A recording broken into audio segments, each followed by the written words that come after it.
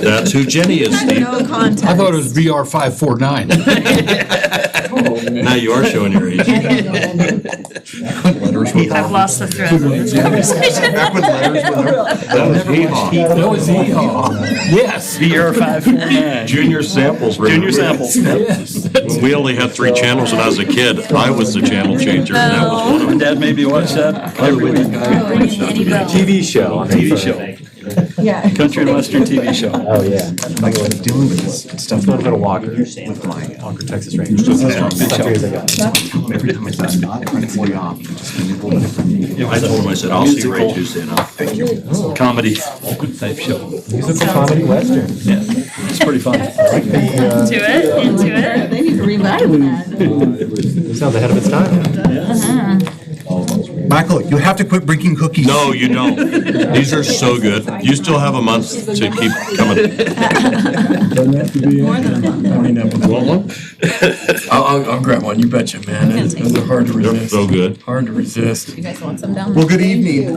You're welcome. I just want to make sure everybody knows I'm going to try to push the meeting along just a little bit. Not to say that we won't have good, solid conversations for our work session, but for people that would like to get home that are renting, also to kind of watch if they have watch parties or if they want to go back and watch the returns, to be able to do that for not only the council but for anybody that's here as well. So we'll try to hustle along as best we can, and so it doesn't seem there's anything too complicated. We can solve all the ills problems, but we'll take care of that. So Absolutely. So first, starting off tonight, the non-discrimination ordinance update. I know John has some information for us, clarifications, and so Carter, I'll let you kind of tee us off. Yeah, no problem. The city attorney had some ideas with respect to sharpening the language in the ordinance draft and wanted to run those by you tonight. And so if I could defer to the attorney to help us through that, I'd sure appreciate You that. bet. Great, thank you very much. As you all know, at the last council meeting, we had an amendment, and we also had a public hearing. And in the public hearing, had various speakers come up, and in fact, there were some concerns about some of the language of the ordinance being a bit too ambiguous. So in that regard, we thought we would put in some definitions to help with possibly some of the ambiguity that these people had noticed. And I think that we came up with some pretty good definitions. I hope that you will consider amending the ordinance next week to incorporate some of those if you feel that they do in fact improve the ordinance. And in addition, there was a modification to the ordinance based upon, again, its public hearing comments, and included the word age as one of the protected characteristics with respect to this ordinance. In looking at that, though, I think we were all thinking about kind of the federal law that talks about only people above 40 years old. And so started to think about that, and there were concerns about, well, how about younger people, the younger age? We didn't really want that, I don't believe, as part of your thought process here. So I went ahead and I made a definition for age as well, and that basically we put in there kind of an overbroad one, talking about the age classification only applied to people over 50 years old, which is 10 years older than actually the federal law for federal age discrimination and employment mandates. So I thought that might be reasonable. It sounded like 40 might be a little too young, 50 would maybe be about right, but whatever you want, it's there, it can be amended on the floor. If you'll tell me tonight you'd like something different, we can have that ready and scripted for you next week as well. In addition to that, we had some other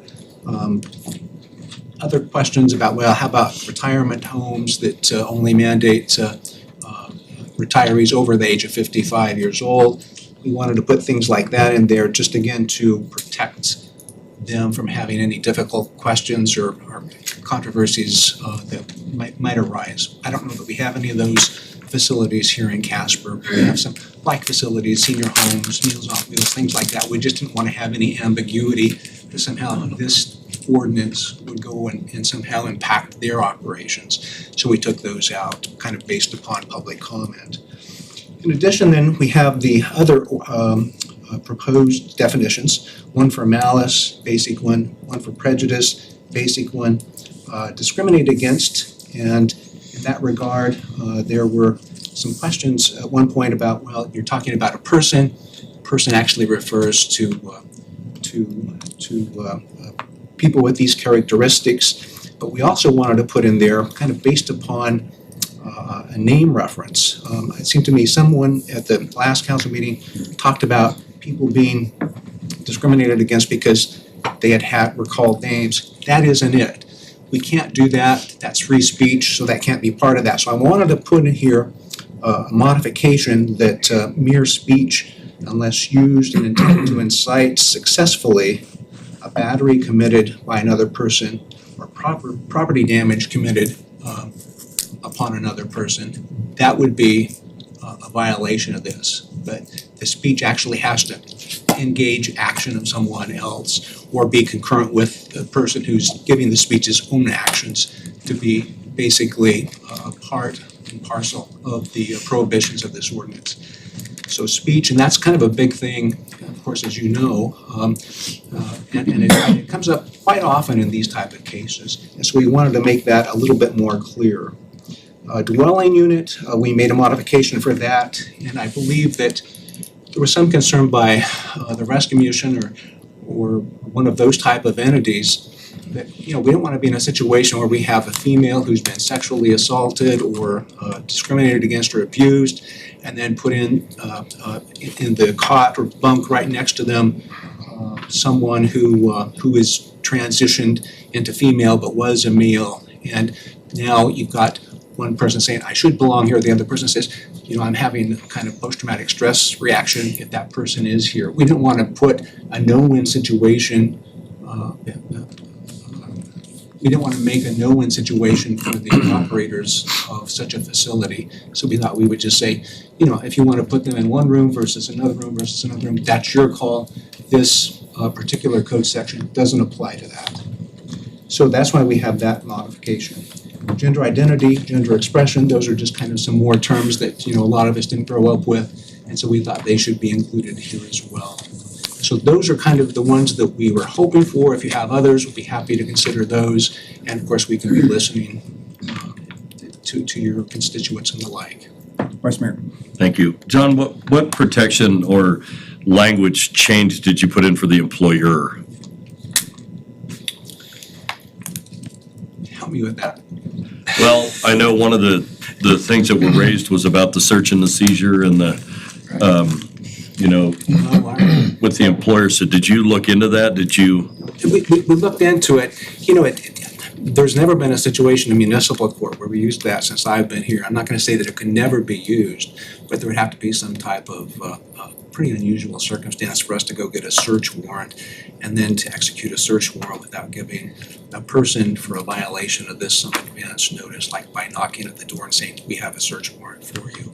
So that is just so remote that I don't think that we can rule it out, but it is so remote that I think that those concerns were overblown and really not something that would concern me, though admittedly I'm wearing a prosecutor's hat, so. Okay, thank you. Kyle. Thanks, Ray.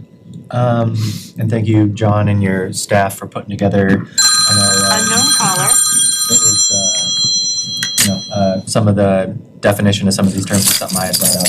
And so I appreciate the work y'all did providing those definitions. My concern is that, not thinking that we as a council in Casper can do it any better than they've done it on the federal level, but my concern is that we're being a little too prescriptive with the ordinance, because when I was reviewing the federal ordinance or federal law, it sounds like they also include things like genetic information, marital status, military or veteran status. And so I'm wondering, are we leaving out important groups? And if we seek to include all those important groups, are we getting so prescriptive and so detailed? What is your feedback on if we were to broaden the language as opposed to continue defining it in more specific terms? What would be your opinion on making the language broader to include, all groups as opposed to us having this prescribed list and us potentially missing, These are, according to federal law, particularly Title VII, which is really kind of the main federal law that talks about about discrimination as to people. Certainly, there are some categories with respect to veterans or marital status and the like. But again, I think once you broaden it out too much, then you really have made it so broad that it loses a little bit of its protections, because the police officers who have to enforce it now have all of these categories. And if you start talking about marital things, well, we have, basically the Violence Protection Acts that we have here. So are they going to be, making a decision then, do we file under this or do we file under that? We already have kind of a procedure for that. With respect to veterans, I'm trying to think what those are. I think typically sometimes there's a military, the concern is that with military, you've come out of the military, you maybe don't have a fair shot at a job. But I know that in Wyoming we have scoring points that we award to veterans, and there are federal laws that now also make sure that veterans get a fair shake when they come back from combat and they have some type of an injury or like be mental or physical. So I would say probably kind of stick with the basic definitions under Title VII, which these are, as opposed to expanding it too much, though we certainly can. Thank you. Other questions for John in relation to these amendments? I'm assuming we will have to, Oh, no, go ahead. I'm assuming we'll have to propose an amendment before the second reading, I'm guessing? I think, yeah, the second reading will come up and people have an opportunity to comment some more, and be moved and seconded, and then you're off to discussion, then you can take on amendments at that point. So John, and to that same vein, will we have to, can we pile them into one amendment, or do we have to go into each 1, 2, 3, 4, 5, 6, 7? I think because we've put these all together under subparagraph 3, we could just go with this, and then if somebody doesn't like one or the other, they can move to amend the amendment. Okay. And so I think that would be the probably the most timely way to do that, and also make sure that, we keep them in this exact order and have the placement within the ordinance. Could we put that in the script to basically have that said as far as move that this, for these amendments, we can put that in the script? Absolutely. Do that for that. Okay, perfect. Thank you. Sorry, Amber, go ahead. Just a quick question on the definitions. Are those established somewhere else where they were pulled from, or are these definitions that you had to basically work up for this ordinance specifically? With respect to age, we looked at the American, the Age Discrimination Act and Employment, and used that as kind of the basis for the first paragraph or the first sentence.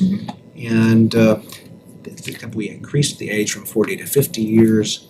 With respect to the other classes, again, we were trying to think of something broad to make sure that there wouldn't be some type of situation that we're not contemplating or that wasn't raised in a public hearing, which would actually be in contradiction to other statutes or ordinances or case law that would control us. So we wanted to put that in there just to keep it on the table and make sure that people were thinking about that. With respect to the remainder of that, those were just things that we were thinking about, particularly before we put in the restriction about the 50 years of age or older.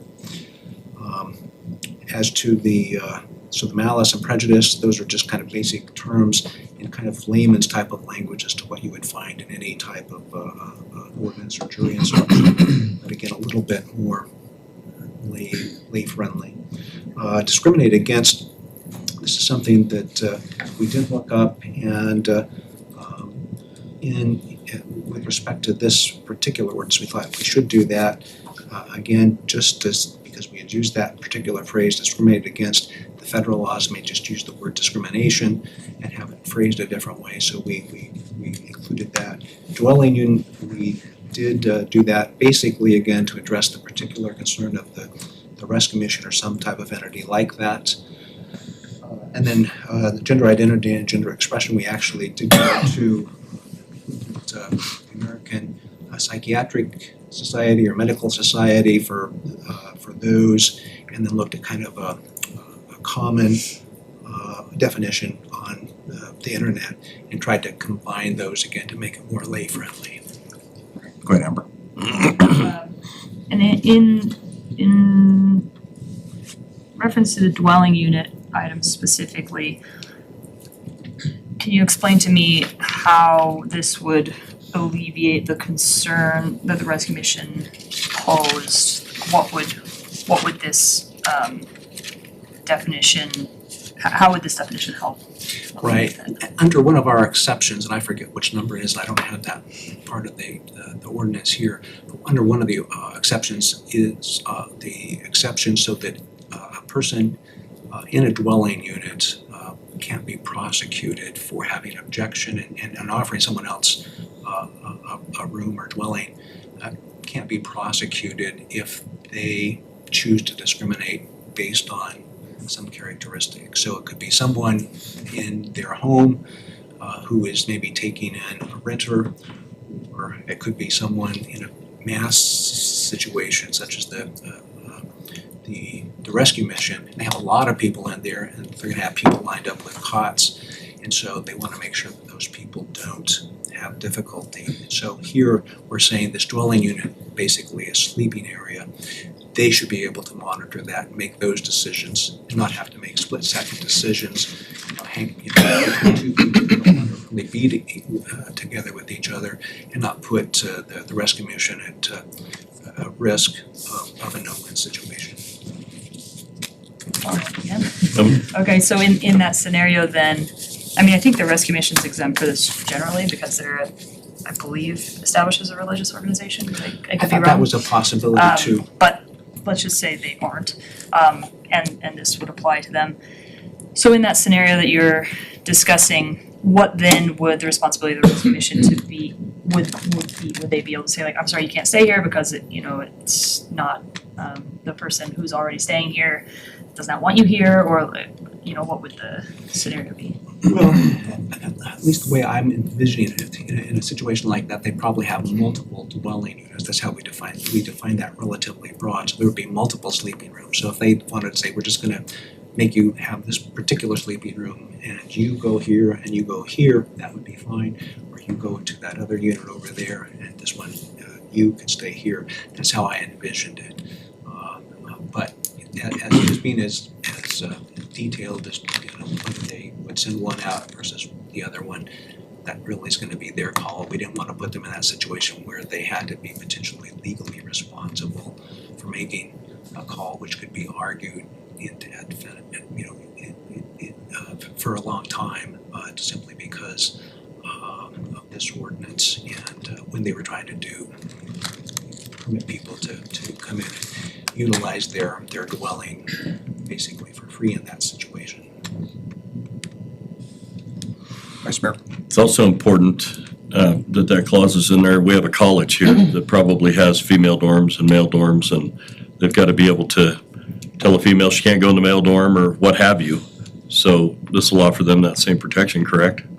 They've been telling that to people for a long time, and I don't know that it works, but. Well, it didn't when I was in school, John, but the rule's still there. The rule is still there, yeah. I think you're right. I'm with you. I'm sorry. I didn't want to make too light of it, but I was thinking. Amber. So I guess I'm trying to understand if this sort of eliminates then the protection in housing entirely, or if that it's still intact. I'm trying to understand, like, if we're making this sort of exception, what protections still, exist in the area of housing. Let me grab my ordinance. I'll just read that. Reading that, I thought it was pretty clear that it wouldn't be if someone wanted to rent your house and you were precluded from that. I don't think that's the case. But with respect to common living areas, that's where this comes into play. Okay. And so if you have someone who says, I'm going to be sleeping in the same room, and I don't feel comfortable with you here, and it's my house, well, then you're going to have to go to another bedroom or something that they direct you to. And of course, if it's your property, you don't have to let them in any event to sleep anywhere. But if you were to do that, say because your church was wanting to house some refugees or wanting to house some people who were without a place to stay for a couple of nights, you could do that and not have some fear of some type of criminal prosecution. With respect to to this particular exception. Let's see. To discriminate in any arrangement for the sharing of a dwelling unit by an individual who is sharing the unit. So therefore, the individual basically has to be sharing that dwelling unit, which here is defined as a sleeping area. So I don't think that is so broad that it would preclude people from not being able to rent a house or to buy a house or have that type of thing. Lisa. So I might be able to help kind of shed some light on this for you. So from my understanding, so realtors, we have equal housing that we have to abide by, and then we have our code of ethics. And so if we discriminated or whatnot and turned in, we could lose our license. But individuals who own properties, they can own, an individual person can own up to 4 and not fall under equal housing.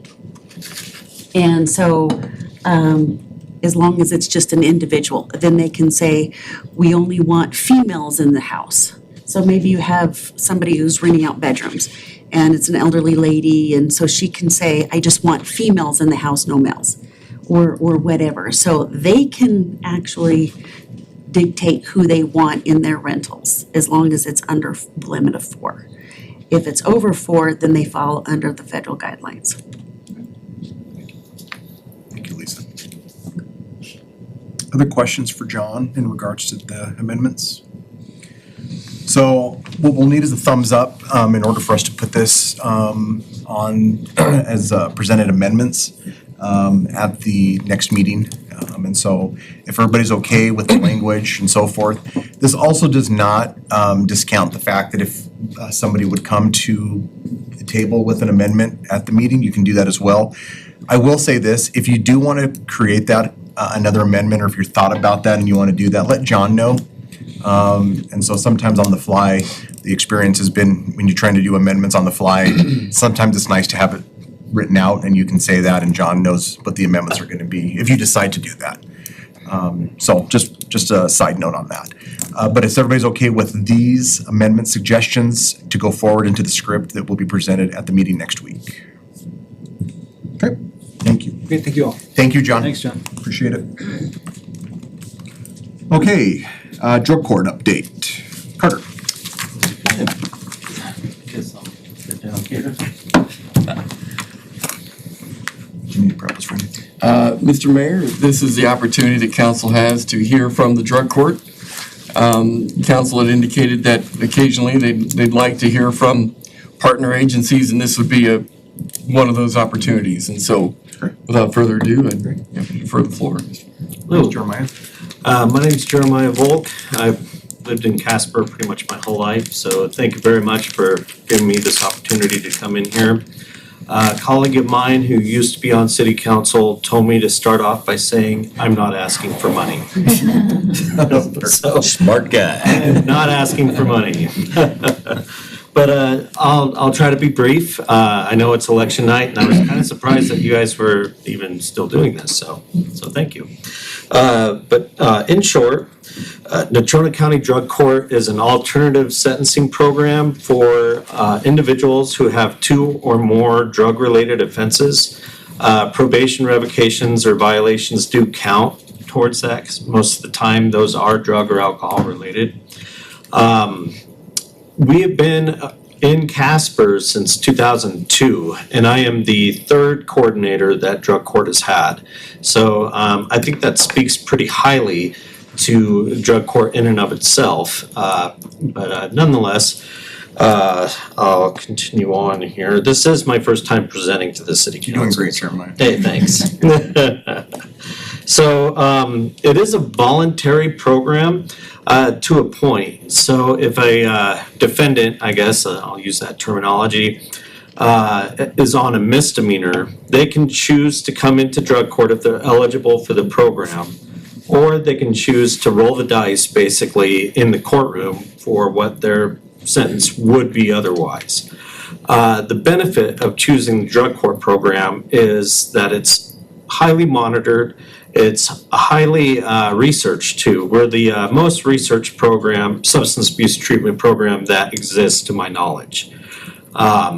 We effectively combine the legal system with treatment. And I've been in the field of substance abuse treatment since 2005, and I've had a master's degree in the field since 2008. And for the longest time, I was doing treatment that was just not necessarily court mandated. And what I saw anecdotally was our clients would just kind of stop coming. Because they started to learn just how hard recovery was, and I can just do this, or they were comparing out on their own problems with other people in the room and felt like they weren't like other people, and so they'd stop coming. Well, if you stop your cancer treatment, your cancer is probably going to come back, and that's the same thing with drug addiction. So nonetheless, at drug court, we have the ability and the staff power to research our recidivism rate. We define recidivism by any interaction with the legal system other than traffic violations. And we always look at the past 3 years of our graduates, which I might add, most programs don't research how their graduates are doing because there's no funding for that. They're more concerned about what they're working with right here, right now. But we do look. Our success rate for our graduates is 76%. The national average is 55. So Natrona County is doing something right. A huge part of that is the collaboration that we have with the city of Casper. We have one police officer on staff. In the past, we've had two, but times, budgets get cut and what have you, but we still have one full-time police officer on staff. And he's absolutely amazing.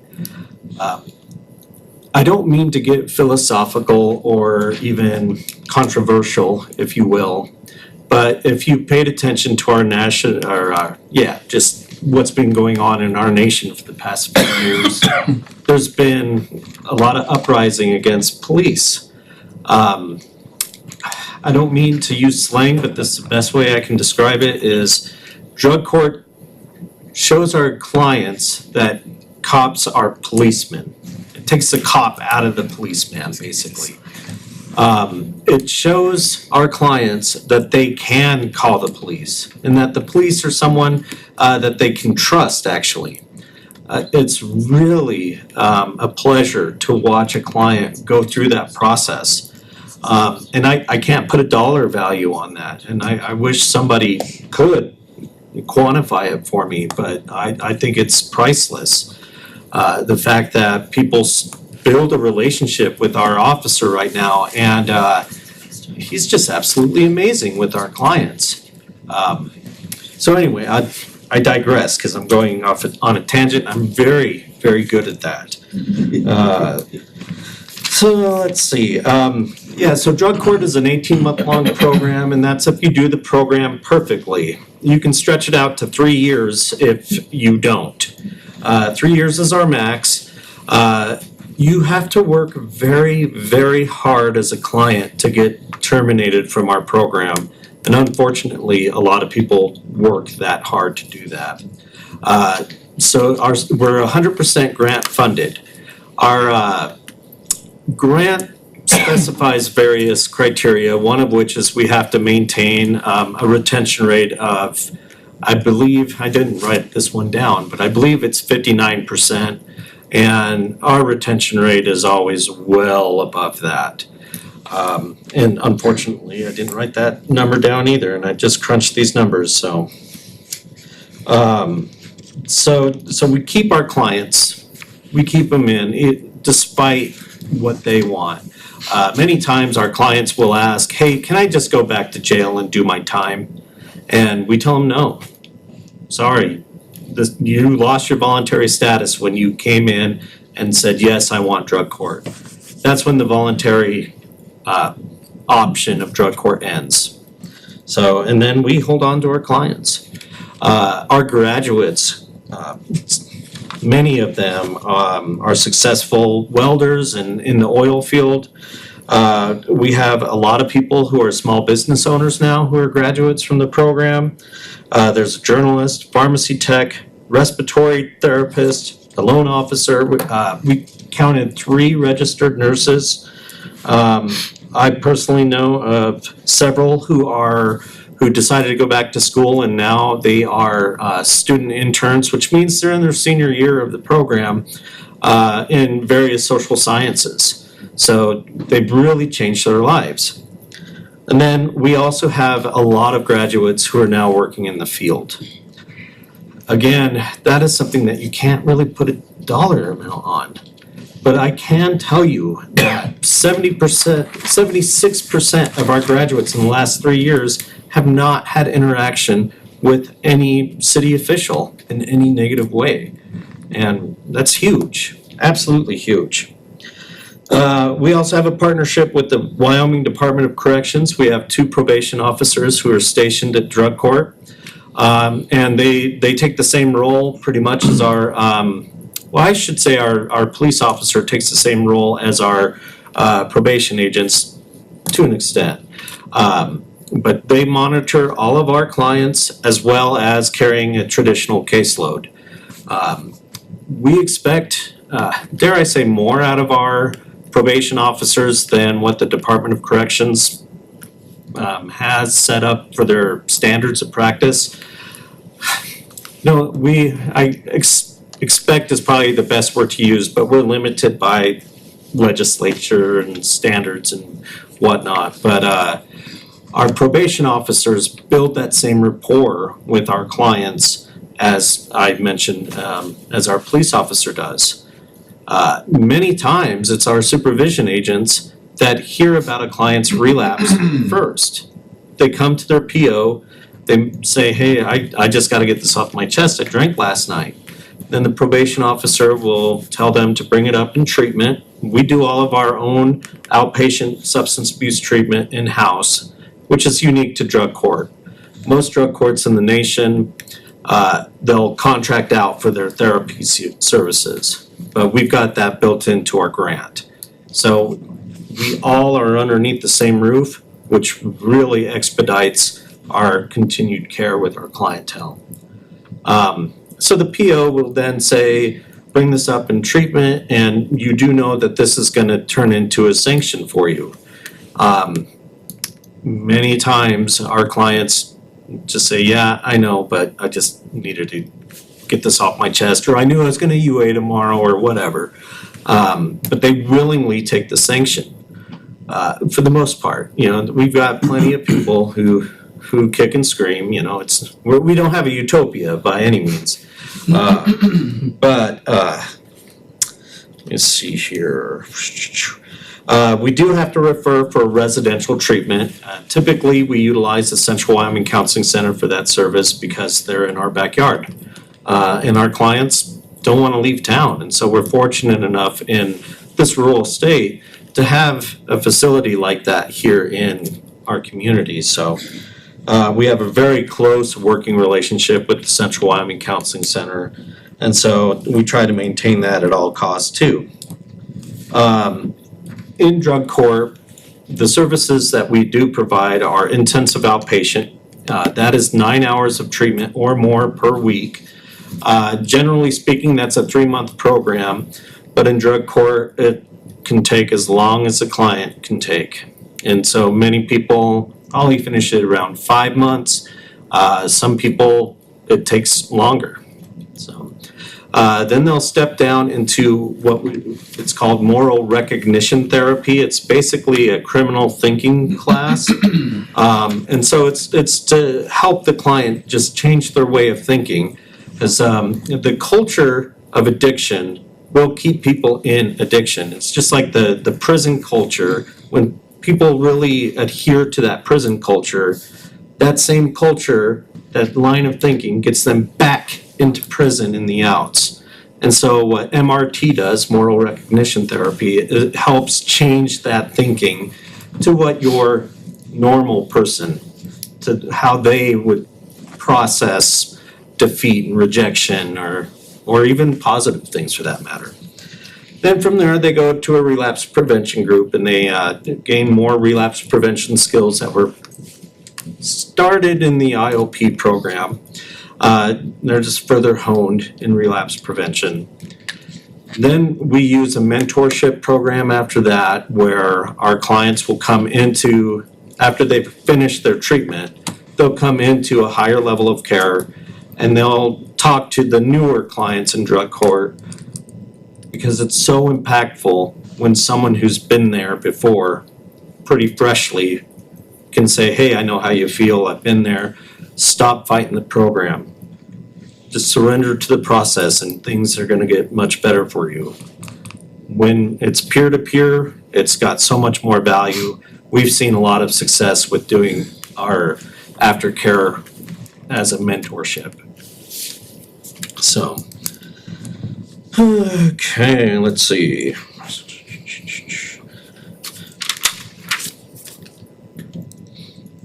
Okay, we average 45 to 48 participants, clients per fiscal quarter. Our grant says that we have to average 45. As the director of drug court, I want us to average 50, but that's, me being a director. And so, but nonetheless, we've never had a problem maintaining the standards of that grant. We average about 10 to 15 graduates per year.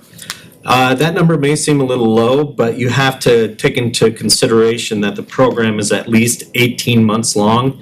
So the way the cohorts work, people are graduating the year after they began and so on and so forth. So if, heaven forbid, drug court were to ever have to close its doors, we'd have a whole slew of graduates, as we tailed off, So, let's see.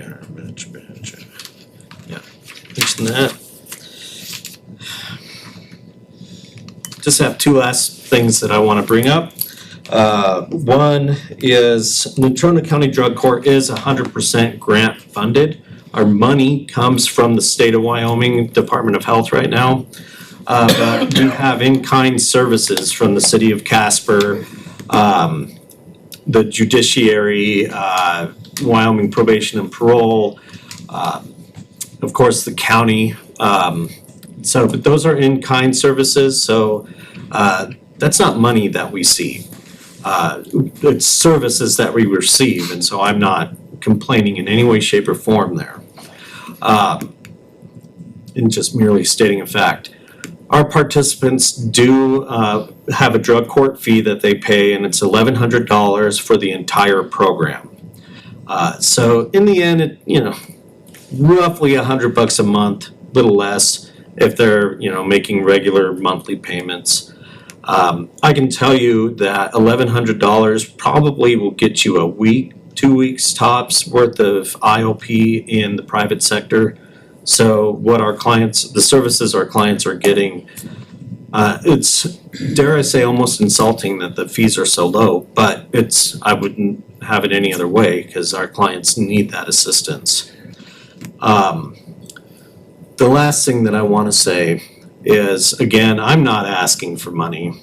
I'm just asking for the city's continued support with drug court. That's all I'm asking for. Because we have seen the changes, and I'm sure you have as well, maybe just not have noticed it. You haven't known that you were talking to a drug court graduate when you were doing your daily business at the bank or what have you. So, thank you very much. Thank you, Jeremiah. So I've got a couple questions, it looks like. So I'll start with Kyle. Sure. Thank you again, Jeremiah, for all the information. I was curious, you've been doing the program for a while, right? Yeah. Years? I've been the director for just over 3 years. So, and we're CARF accredited. That's how I know it's 3 years, because we just went through our second CARF cycle. Sure. So every 3 years. I was curious then, your perspective, since you've been there for a while, what are the roadblocks? Obviously, the grant only funds 45 people, so funding is obviously a roadblock because that's your cap there, but Right. as far as like your referrals to residential treatment, are there any roadblocks there? People being eligible for the program, roadblocks, caseload? Do you find the single officer being overwhelmed? What do you see as, you know? You have, it's a very good question and it's kind of loaded at the same time. I'm gonna just omit COVID because we all know COVID was a challenge for everybody. That certainly was a roadblock though. Right now, things are going really, really well. We had a client just today who we were gonna have to do a sanction in jail, and the longest we can keep someone in jail is 30 days per sanction. Typically, we do 2 to 4 days. Okay? But we really do lean on that 30-day cap when we're referring someone to a residential treatment facility, because it gives us time to build that referral, get in contact with the residential agency. Like I said, we use CWCC, but they can go anywhere in the state that's beyond a 28-day program. So we use the VOA and Southwest Counseling in Rock Springs, the longer-term programs. Nonetheless, this particular client today, we just all knew that she's gonna have to go to jail and wait for a bed in residential treatment. And we got a call right before court started and they said, can she be here at 4? We said, yes. So she went today. That's just unheard of. And so it's just because we've, like I said, we've got this really good relationship with CWCC right now. And it hasn't always been that great. In the past, getting people into residential treatment has been a challenge. To get into any facility, you need to have a current TB test and a current physical exam. How they were defining current, and they meaning any residential facility, I don't know who they really is, because they're obviously getting their directives from someone else too. But how they defined current kept changing. It was a year for the longest time, and then it went to 6 months, and then it went to 1 month, and then back to 6 months, and I think that's finally kind of got settled out. But that wasn't necessarily our problem, but it became ours. Our staff, I think right now, they're not overworked at all. Right now, I think it's almost too perfect. We could use some more clients, I guess, what I'm trying to say. But we have been overworked in the past, most certainly, and the amount of attention we give our clients, the caseloads need to be a little bit smaller. When I was working at a nonprofit before being in drug court, I carried an outpatient caseload of about 35 clients. That was high, but I've always got in my head that people could carry 35 clients. But in drug court, carrying a caseload of 20, that's really pushing it. And so, but also the way the program works is the longer you're in the program, the less supervision and treatment you need. So the easier you become on the clinician.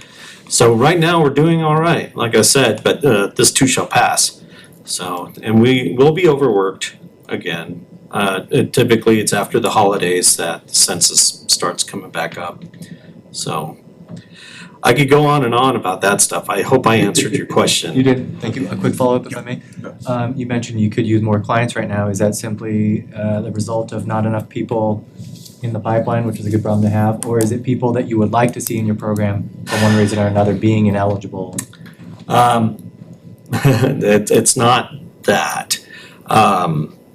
Honestly, what I see the problem being is how long, I'm sorry to say this, but how long the district court process can take.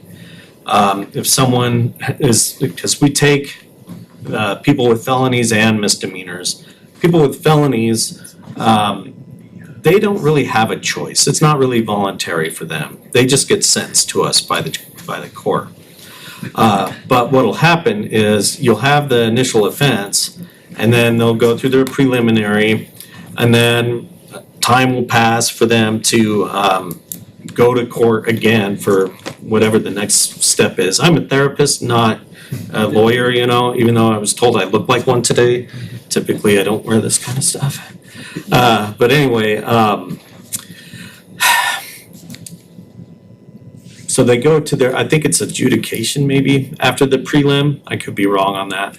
But at that point, you know, that's when they either like plead guilty or not guilty. And if they plead guilty, then we still have to wait for the pre-sentence investigation to be done. And then for all of this paperwork to get into place, and then the judge to bring the client in to then sentence them in. This takes months. And so during that time frame, what a client can do, if they're playing the system or if they know how the system works, or you know, in a perfect world, they know that they have done wrong and they need to change their life for the better, they pursue treatment during this downtime that they have while the legal system is slowly turning. And if they don't meet criteria for an intensive outpatient program, if they're underneath that level of care, they're no longer eligible for us. So we'll have clients on the radar for 6 months, 9 months, and then by the time they're ready to come to us, they don't need us anymore. They don't meet the severity of our criteria. We take high-risk, high-need clients, so they're high risk of recidivism and a high need for treatment. So the length of time the legal system takes can certainly be an issue. And right now, though, we're pretty well caught up on our referrals. So like I said, things are going great right now, but this too shall pass. So, but as the referrals come in, I'm sorry, it can be overwhelming at first. And we try to get the whole assessment process done within 30 days of the referral. We've got one clinician who does ASIs. Our police officer does our initial screening. And so it's, our police officer is the first line of defense, dare I say. And they pull up the potential clients like criminal history and all of that. And then from there, the therapist takes that information on, does addiction severity index and ASI to determine if that client meets IOP or higher. And so that process, like I said, in a perfect world, we'd have it done within 30 days. But if we get 6, 7 referrals in one day, which has been known to happen, we can kind of fall under the gun on that a little bit. So, but that's a good problem to have, quite frankly. I'd rather have that one than referrals not coming in. We just, like I said, got through our CAR-free accreditation survey, and so because we were preparing for that, we had to put some of these referrals on hold, because if we don't have our accreditation, we can't help anybody. So we had to put that on hold. So since then, I've been helping out that other therapist getting these ASIs taken care of, and you know, with the teamwork, we've got caught up. So. Well, thank you, Jeremiah, for coming. We really appreciate it and sharing that, and we know the great work you guys are doing it. I appreciate you too. So thank you very much, and good luck to all of you tonight. Thanks, Jeremiah.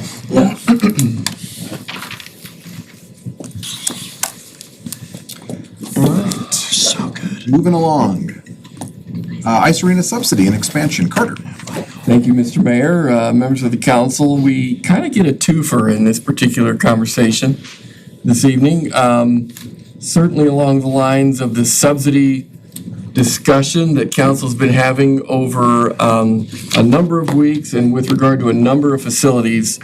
Tonight is the Ice Arena's turn to have that analysis and evaluation, but we also get to talk about that on the context as well with respect to a potential expansion and what in fact that might do with regard to this important question concerning subsidy issues. No doubt this too is a conversation that you have engaged over previous meetings as well. And tonight could be the opportunity, if council so desires, to determine whether or not they want to proceed with an expansion or not. without a doubt, as it relates to any of this conversation, if council desires more homework to be done, we are certainly in a position to be able to respond to that as well.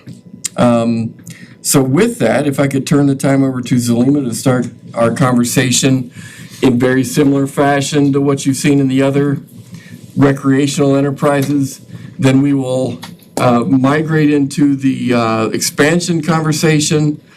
And we are lucky to have some of our partners here tonight to help us in this gathering as well. So with that, Mr. Mayor, if I could defer to Zulema, I'd appreciate it. Mayor, council members, thank you for having us again this evening to talk about rec enterprises and specifically the ice arena. I did want to introduce the folks that we have here tonight that will be available to answer any of the questions that you will have for us. So Chad Green is our ice arena supervisor. Phil Moya is the recreation manager. So he manages all of the rec facilities. Travis St. John and Pat Bauer are here from the Casper Amateur Hockey Club. And then Mr. Wolf is also here supporting the club as he has many other endeavors throughout our community. So thank you for being here tonight. We appreciate you. So again, my intention is to just go through kind of similar conversations that we've had with other rec enterprises, get you familiar with the ice arena operation as it currently stands and what it could potentially look like in the future. So this is a recap of our fiscal year. So again, our fiscal year runs July 1st to June 30th. So we start in August, and these are kind of some of our bigger premier events throughout the year at the ice arena. So the Rocky Mountain Hockey School and Cutthroat tryouts happen in August. In September, hockey and figure skating season begins. So that is our primary season from September to April each year. November 7th, adult hockey season and youth hockey wall begins. In December, we have the Casper Figure Skating Club Holiday Show, is an annual show that they host at the ice arena. December 22nd through the 31st in 2021 was winter break skates. So take advantage of school breaks to bring a lot of kids into the arena for, camp type kind of activities. January 15th, Casper Amateur Hockey Club 8U, 6U Jamboree happens. That is a multi-day tournament, very, very big in our community, brings a number of kids to the community for that event. February 12th is Casper Figure Skating Invitational, so that is a competition for the figure skaters locally and regionally. March 12th is the World Cup Youth Hockey Tournament, another large tournament in our community for our youth hockey players. March 28th to April 1st is our spring break skates, so again, taking advantage of that break at school to bring kids into the arena. In April, we look at player development camps for Team Wyoming. And then June 13th, 2022, we hosted Planet Hockey and other summer hockey camps begin. So that is kind of the bigger items that we see at the arena each year. So for a little more detail on our participation and visitors to the ice arena, so in fiscal year 22, we sold 279 passes. Which saw 390 visitors for our annual pass, 1,182 visits for our monthly or seasonal passes, and 909 visits for the punch passes that we sell. We had over 5,600 daily admissions. The vast majority of those were for public skating, which was over 4,000. Stick and puck was 1,200. Drop-in hockey, just under 300. And open figure skating, just over 100. We offered 55 classes, as well as a number of leagues in fiscal year 22 that totaled 461 participants and made the city about $55,000 in revenue. So in the fall of 21, we offered 16 classes and 2 adult rec leagues. In the winter and spring of 22, 21 classes, 4 adult leagues, and 1 youth hockey camp. I mentioned these are programming provided by the recreation, or by the ice arena, City of Casper Recreation, not our club partners. And then in winter and spring of 22, we offered 21 classes, 4 adult leagues, 1 youth hockey camp, and in summer of 22, which has historically been our quiet season. We've actually ramped up programming quite a lot thanks to Chad's efforts, and hosted 3 adult hockey leagues, 7 youth hockey camps, and a figure skating camp. So definitely bolstering our summer business as much as possible. We hosted 13 youth hockey tournaments in the last fiscal year, 3 regional adult hockey tournaments, and 2 figure skating shows and competitions. Our concessions made almost $65,000 last year. Our merchandise made about $2,400 last year. We are the only provider of skate sharpening services in the community, and so we sharpened over 1,000 sets of skates, and we charge $7 a piece for those. We hosted 53 birthday parties and over 1,050 hours of ice was rented to our primary user groups, which are Casper Amateur Hockey Club at just under 700 hours, Team Wyoming at 173 hours, Casper Figure Skating Club just over 81 hours, Cutthroats 60 and a half hours, and our summer hockey camps at 49 hours. So during our busy season, which is right now, we are open 17 hours a day, 6 a.m. to 11 p.m. For all of our users to be able to get on and use the ice as much as possible. And to do all this, we have between 20 and 28 employees, so 20 usually in the summer when things are a little slow, 28 in the height of our season. Only one of those, Mr. Green, is full-time. The rest are non-full-time. And then, of course, here is a 5-year recap of our subsidy and cost recovery. And you'll note, hopefully, that 2022 was one of our best years in the last 5 since 2018, when we also reached a 62% cost recovery, and prior to that, we were not successful either. So we're definitely seeing some improvements. So again, a reminder of your goals and some updates that we have for you. So part of the goal was to complete a report of all of the funding sources. So these are very consistent for the ice arena and a little more vast than some of the other rec enterprises. Concessions, of course, is a big one. Our admissions, leases and rentals, but user fees are by far, our highest revenue source, and that's to rent ice to Casper Amateur Hockey Club and others. Transfer in, of course, represents our general fund subsidy, or the general fund subsidy plus any interest that we get from perpetual care. So then also we were assigned with compiling a list of adverse reactions to programs should our funding be cut, and most likely reactions would be that we would need to eliminate a weekday public ice skate time. So just like with other rec enterprises, our open times for the public to come and enjoy the facility are our least profitable times. That's city recreation, but it doesn't make a lot of money. So if funding were to be cut, we would need to sell all the ice and not have the time available necessarily for open skate type of activities. We would also consider closing seasonally. However, again, we're really working on programming that is filling the arena during the summer months. So at this point, we could actually lose some revenue if we close during the summer season. And I think I've mentioned to you before, but it's worth mentioning again, Casper Ice Arena is the only ice rink in the state of Wyoming that stays open through the summer months. And then, of course, we would have to increase admission and ice rental rates, and we'll talk about that more when I show you the model. But before we get into what our rate model looks like, I do want to spend some time talking about strategies to either reduce our expenses or increase our revenue. These are strategies that we are either currently employing or plan to employ in the very near future, given feedback from all of you, of course. So to reduce operational costs, we again plan to piggyback off of Jill and her efforts to pass on credit card fees. So that we don't have to incur that cost. This year, FY23, we've estimated that cost to be about $6,000 for the ice arena. And then ongoing efforts to appropriately manage our non-full-time staffing so that we don't have people in the ice arena working when the participation from the public does not demand that.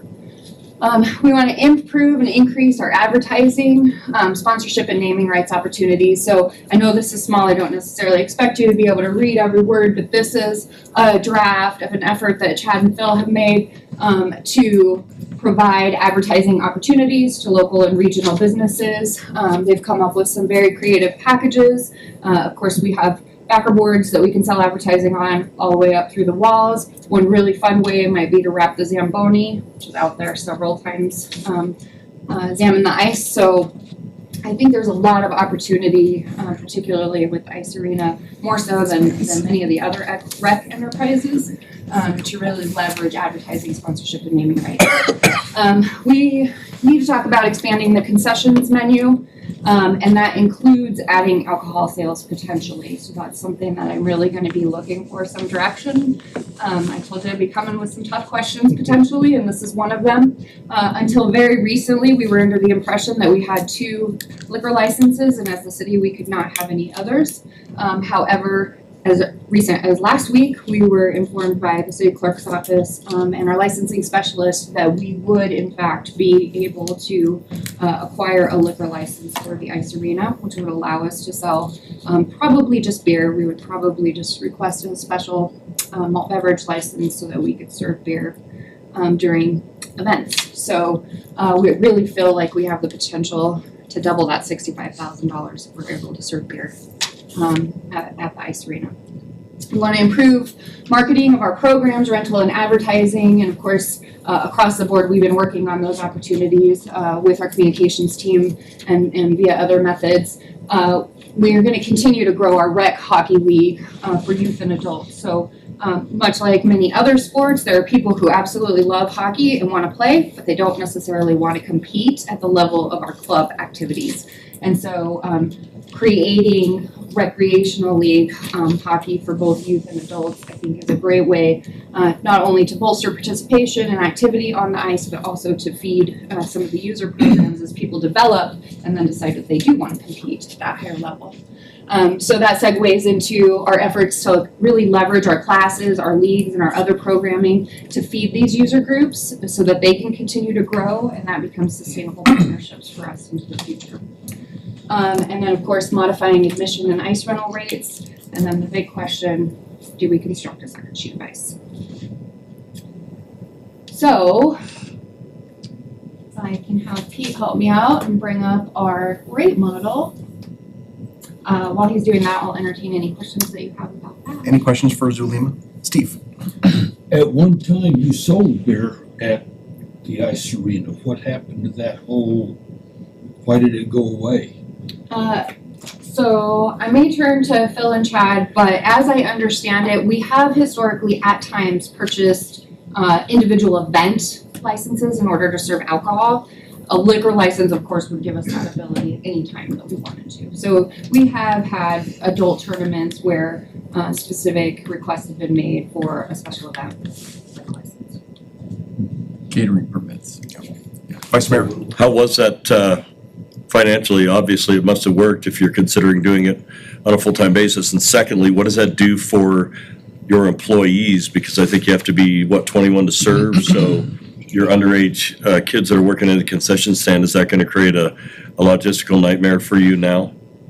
Mayor, council member, certainly logistically, we would need to figure that out. And given the short amount of time we've had to really consider what that looks like for us, I don't have those details right now. We do know that, yes, all the employees would have to be of legal age. They would have to be tips trained and be able to identify, when to cut people off who have been overserved and things like that. So there is an element there that could add to potentially our personnel expenses. However, I think that creates some opportunities in other areas for crossover. And we have partners with OVG that could really kind of help us navigate. Well, just as a follow-up, how do you quantify doubling the amount of money you make just by selling beer? Do you think there's that big of a demand for it, or yeah? So right now, the only, council member, and certainly I would welcome you guys to answer the question if you can. The only basis of comparison we really have, or the best, I should say, basis of comparison that we really have right now would be the Horseheads and their use of a malt beverage, of a special malt beverage license at Mike Lansing Field to sell beer during baseball games. And we were at almost $70,000 in a 3-month season. Wow. So, and of course that is their concession operation, so it's not just alcohol sales, that includes food. But considering that we sell $65,000 in pretzels, nachos, and pop, I think we could do pretty good with beer sales. Very good. Thank you. Anybody else? All right, so you have seen this format before. It seems to work pretty well for us, so we're sticking with what works. Current optimized describes where we're at now currently in our FY23 budget, tweaked just slightly so that we actually meet the cost recovery goal, which was established in 2018 as 65% for the ice arena. You saw in a previous slide that we hit 62% in FY22, so we're close, but not quite there, so we need to make some adjustments. So I do want to know, Pete, if you don't mind. So this box, which is identified as new revenue sources in expanded ICE programming, this is where we really work to increase those rec league programs for our youth and our adults. And Chad has already implemented some of this and has seen success over the summer. And so this is what we expect to be able to earn in the next fiscal year, or in the current, fiscal year, with that programming in place. So this shows the rate adjustments, but we want to scroll down and see the actual changes. So the $6,000 represents the credit card fees that we're going to pass on to our customers.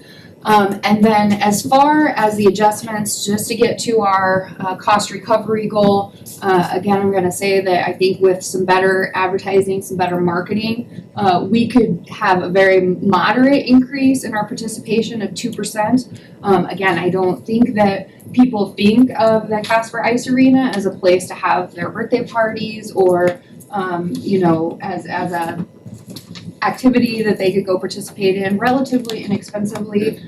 So really kind of promoting that and getting the word out about that a little bit more, I think would go far in just boosting the participation and the visits to the ice arena.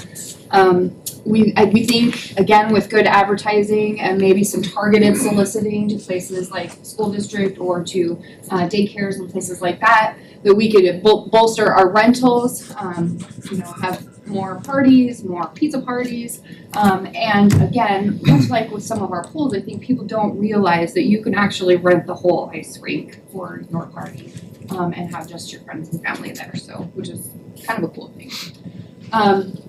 The 7% down here is interesting because it actually represents how we ended fiscal year 22. So by adding the 7% increase to the ice that we rented to our power users, as I call them, we're actually where we ended in fiscal year 22. So remember when we completed our fiscal year 23 budget in March, we had projections, but we didn't really know where we were going to land. So this is a really good thing, and no reason to believe that we can't get there again in fiscal year 23.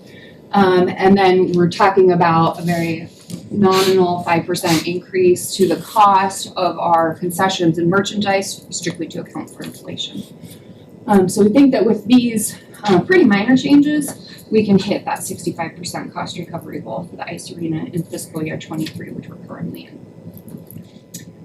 which is a happy thing to report. So then we'll move on to what it looks like for the ice arena to break even, to not have a subsidy, which currently is about $230,000 a year. That is definitely a taller order. Sorry, Pete, actually, we want to focus on the rate. So, still seeing the $6,000 savings, still seeing the just over $10,000 in programming that I think we can achieve. But really, there's not a lot of fluff in our budgets to cut costs, and there's really few ways other than the programming we're already exploring to bolster our revenue without just increasing our rates to get it. Or the ice rental rate that we're charging our customers. So in order for us to break even, we're looking at increasing admission for public skate and skate rentals by enough that it would cost, and if you scroll over to the rate, you can see, so then it's a $15 visit to get into the ice arena and rent your skates. I think that is pricing us out of very many customers. Go ahead and scroll back. So then that one I was targeting a dollar figure, but we're looking at 50% increases in costs for other programming, admissions, memberships, and then significant increases to our party rentals, to our classes, and then to what what we rent ice to our users for. Doubling the cost of ice skating and the school to skate program, which is actually a pretty big program for us, where the school participates very inexpensively, and we would of course have to raise that. Advertising would need to go up significantly. So again, this is an area that I really feel like we have a lot of opportunity. That being said, though, the fewer people you have going to the arena, the less likely you are to sell advertising to people, because they're not going to get the same value for their advertising dollars when there's fewer people going. And then again, 100% increase in concessions, assuming that we are able to sell alcoholic beverages. So, trying to give you a practical view of what this looks like to break even with a single sheet of ice, I think would be a really tough sell, considering the price points we would have to be in order to make it work. And we didn't really go into how much participation we're going to lose as we start raising those rates. Now I'm ready to tell you what it would look like potentially to get to zero subsidy if we were to add a second sheet. But I want to be clear and make sure that you understand that there are some very specific things that council would have to allow me to do. And so alcohol sales would be one of them. If you're not willing to entertain selling alcohol out of concessions, I think it's going to be really difficult for us to make that amount of revenue up somewhere else. So that's definitely one. We plan to continue to expand rec hockey. If that is an avenue that you don't want us to pursue, that could really cut into our potential to reach zero subsidy. This assumes that we will get our curling club back. Right now, we don't have good ice time to sell them, so they're like, no thank you. But based on conversations that Chad has had with the club, should there be better times for them, meaning times of the day that are not 11 o'clock at night, for them to be able to get on the ice, they would likely come back and start growing their club again. Junior hockey is a big one. That's a $25,000 to $30,000 revenue generator, but you would have to be willing to allow us to entertain a junior hockey club. I can tell you that we have clubs expressing interest in coming to Casper quite regularly. Right now, the major barrier is that we don't have dedicated locker room space for them, and so they pass on Casper and go to other communities. Non-ice events are really something that I'm not anticipating, but if we experience that the second sheet is not busy enough to be sustainable during the summer, we could decommission the ice during the summer and rent the space for other events. And these are all based solely on the consultant's report that you were presented with earlier this year. So these numbers are not made up, they come straight out of that consultant report. The other things that I would need you to commit to are, again, allowing us to pass on these credit card fees. Scrolling down. And then let's talk rates. We would have to increase rates, but hopefully you notice that the rate increases would be significantly lower than what it would take for us to break even with a single sheet of ice. And then scrolling even further, as I mentioned, we're going to rely heavily on that concessions piece to be able to double that profit in concessions and make up that $60,000 improvement. Kyle. Thank you, Ray. Thank you, Zulima, for all that information. You got a wonky one, you gotta forgive me. I've said it enough times though. Yeah, thank you for all that information, and thank you for the user groups and the stakeholders and advocates for being here in support as well. I guess my question, so we're discussing, what it would look like to add a second sheet, and I was reviewing my notes from the last time we discussed this, because I don't believe this information was in this presentation. The numbers that we had last time we talked about this back in July, the 26th, was that the cost of the second sheet of ice would be $11.5 million for the base facility, and it would result in a $20,000 reduction in our subsidy from $167 to $148, but that 11.5 million is just to me without a $11 million private donation, I just don't have any, I don't know how we would do that as a city. I mean, I don't know if Carter's given that any detailed thought, but considering all of our other pressing needs, I just don't see where we would find millions of dollars for a second sheet, so I appreciate the information and stuff, but certainly at this point in time, without a near 100% investment on the part of, private relationships, I just don't see how the city could even entertain that notion right now. Mayor, council member, thank you for that comment. We anticipated that would be somewhat of the sentiment of the group, and so in particular, we invite the user groups to share what they are willing to bring to the table in terms of capital investment, so that you can make a decision on whether the remainder of the investment is worthwhile to eliminate the subsidies. So if it's okay, Mayor, I'd like to turn over some time. Yes, no pressure. Well, I was not prepared to stop. We've been talking about this for about 4 years now. I think when we first came in and talked about this presentation, and some of you council members were there and some of you were not. And, I think that, the biggest thing that we have, that we stress with this, the second sheet is, we're trying to build a better community, right? It's not about the cost, it's not about recovery, it's about a better community, drawing people in. We have kids in the program. By the time this thing ever gets done, my kids are gonna be out of the program. But, I think at the end of the day is that, I have a business here. A few other people in this room have businesses in this town. And, we're trying to build a sustainable community to draw people here. So that's the interest in it, the same way we're investing in Hogadon, the same way, we're trying to invest in, the rest of, the downtown city of Casper stuff, which is separate from the city. One of the biggest challenges that we've had with this project in the beginning is, what comes first, the chicken or the egg? And we've been stuck here for 2.5 years to basically say, okay, we know it's gonna be a big investment. We're not expecting the city to fund the whole thing. We know it's gonna have to come from some private funding. Hopefully we can get some state funding. We haven't been able to go out and just solicit, a funding campaign trail because we've kind of been stuck between this rock and a hard spot, getting the city to say, okay, let's move forward. I think at this point, it's very safe to say that, we made an investment in bringing in a third party, people to come in and do the feasibility study, which the Casper Amateur Hockey Club and the Figure Skaters paid for that feasibility study. We gave it back to the city. We've gone back and forth with that since 2020 now. They did that presentation back in July, if I remember right.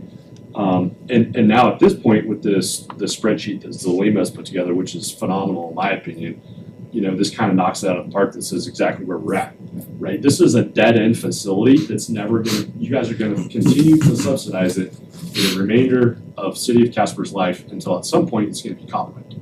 So do we want that to become a cobweb facility, or do we wanna figure out how to invest in it and continue to help the city grow and, hopefully invest in the community, right? It's not gonna be, this is not gonna make the city of Casper millions of dollars. It's just a slam dunk, right? It's again, we're building part of the community, and that's what we need to look at.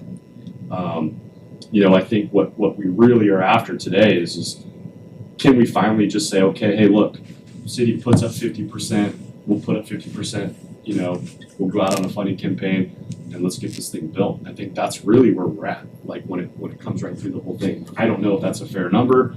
I don't know. We don't even have a detailed, the 11 million, 14 million, could be 25 million by the time we're all said and done. Cost isn't gonna go down, it's only gonna continue to go up. So the longer that we can sit here and put this on the table, it's gonna go up. When we first started this 4 years ago, our initial number was 7 million. So, we've already gone up almost 50%. So, the longer we continue to table this, I had asked Mr. Peter Wool to be here. He invested in, the sheet of ice up in the event center and put up a lot of money, a lot of time and investment in that. He's been around for a long time to watch the hockey community, loves the hockey community, supports us, and we do a tournament named after his family. And so, he's been part of the YMCA. I mean, I'll have to tell you guys what he's done for the community. And we've been pulling him along through the trenches for the last 4 years and, inviting him along. And, he's made lots of commitments to help us go out on a funding campaign to go after the right people, the right kind of, people to help us get this thing launched. And I think that, that's really why we're here. So, I don't know if that helps answer anything at all, or maybe push it in a different direction of what we're trying to accomplish.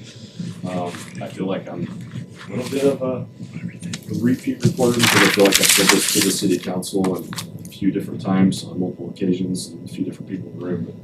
But that's really my stance on it. And, I think that right now we start to see some other people making investments in the city of Casper, what, Trudy is doing with the Ford Center stuff up on top of the hill. At the end of the day, I think this aligns perfectly with what they're doing, because it's just going to make Casper more of a centralized location for sports. 2 years ago, I brought some information, some stats that 2 years ago, youth sports were up over 20%, across the nation. So people are traveling across, parents and families are traveling across the United States for sports. So sports tourism is growing. It's not going to stop. I don't think it's going to go down. And, I don't know why we don't make Casper a centralized region for this. The next closest place with 2 sheets of ice under one roof is somewhere down in Colorado. So we have to travel 250 miles away for that. We could easily make Casper a hub for that, for this piece. So. Carter, did you have a couple? Thank you, Mr. Mayor, and I'll try to take very little time here, but I do have some lightning round questions for you, if you don't mind. Travis, here. Whoever, yeah. Some of the assumptions that Zulema has presented tonight, I'd like to challenge just a hair, if I could. The booze question, the beer. Someone told me that, the hockey community, when they're watching a tournament and so forth, feels pretty natural as in terms of supporting beer sales and so on as a part of that tournament. Is that fair? Yeah, I think it's a fair assumption. I mean, we can only, speak of experience, but, when we had a meeting a couple weeks ago, we were talking about, we were down in Colorado at a facility just 2 weeks ago at a big tournament. Travis and I were with our kids, and they have 2 sheets of ice with a restaurant up on top that serves beer. And, you're at a youth hockey game, and it was probably 50% of the people were walking around with some kind of adult beverage or some sort of concession, again, boosting that stuff. And that was one of my conversations with Zulema and Phil a couple weeks ago was changing some of that stuff on the menu. We have parents at the rink right now that, as you see that 17 hours, right? We have parents that are there from 5 to 10 o'clock at night, they're, and right now they're doing, minimal amount of food there. So I think, the concessions, the beer, that just kind of accelerates some of that stuff. While parents are there all night, well, hey, I'm gonna get a beer tonight, right? Like I'm gonna sit here, I'm gonna order a frozen pizza or a hamburger and get a beer. And, the Wall, which is the Wyoming Area Hockey League, those games start, now, and they go through March. And there's people at the rink from 6 o'clock in the morning until 10 o'clock at night watching youth hockey games. And there's parents that are coming from out of town, and those games are, what else are you gonna do? Right? So, So it sounds like beer may become more vital as part of it. I hate to make it's a pretty big I hate proposal. to make it about alcohol. Sure, yeah. Right, Carter, but I think that the issue is that's just part of that's just part of the culture that we're in. And, when we go around to the other facilities that we're at, and that's just what's happening. So Okay.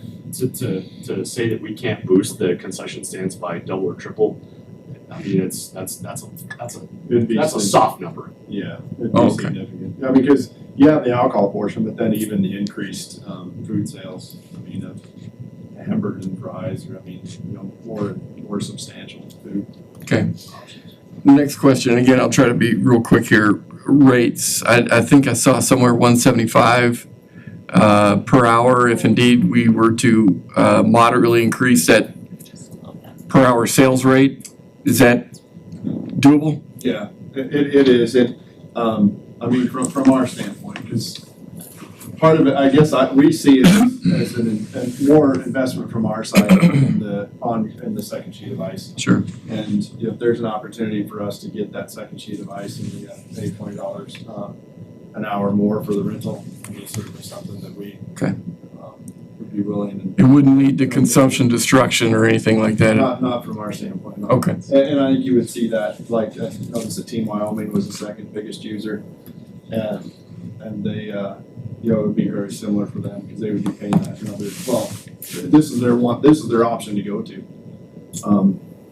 Because most of their ice time is used during the summertime, which other rinks are down during the summer. Okay. The programming proposal that Zulima mentioned, and it came from the study, I think that's doable? Yeah. You mean as far as an expansion of programming? The added programming, right? Yeah, and that's to quickly hit on that. The one thing that we see right now, especially with how much Chat has expanded programs in the last year and a half or 2 years, there's no more expansion to do with the ice time. Currently, yeah. Correct. And there is a huge need for it. You could see it this last year when Team Wyoming teams are trying to get ice, and every weekend's full. They would have used double that amount very easily.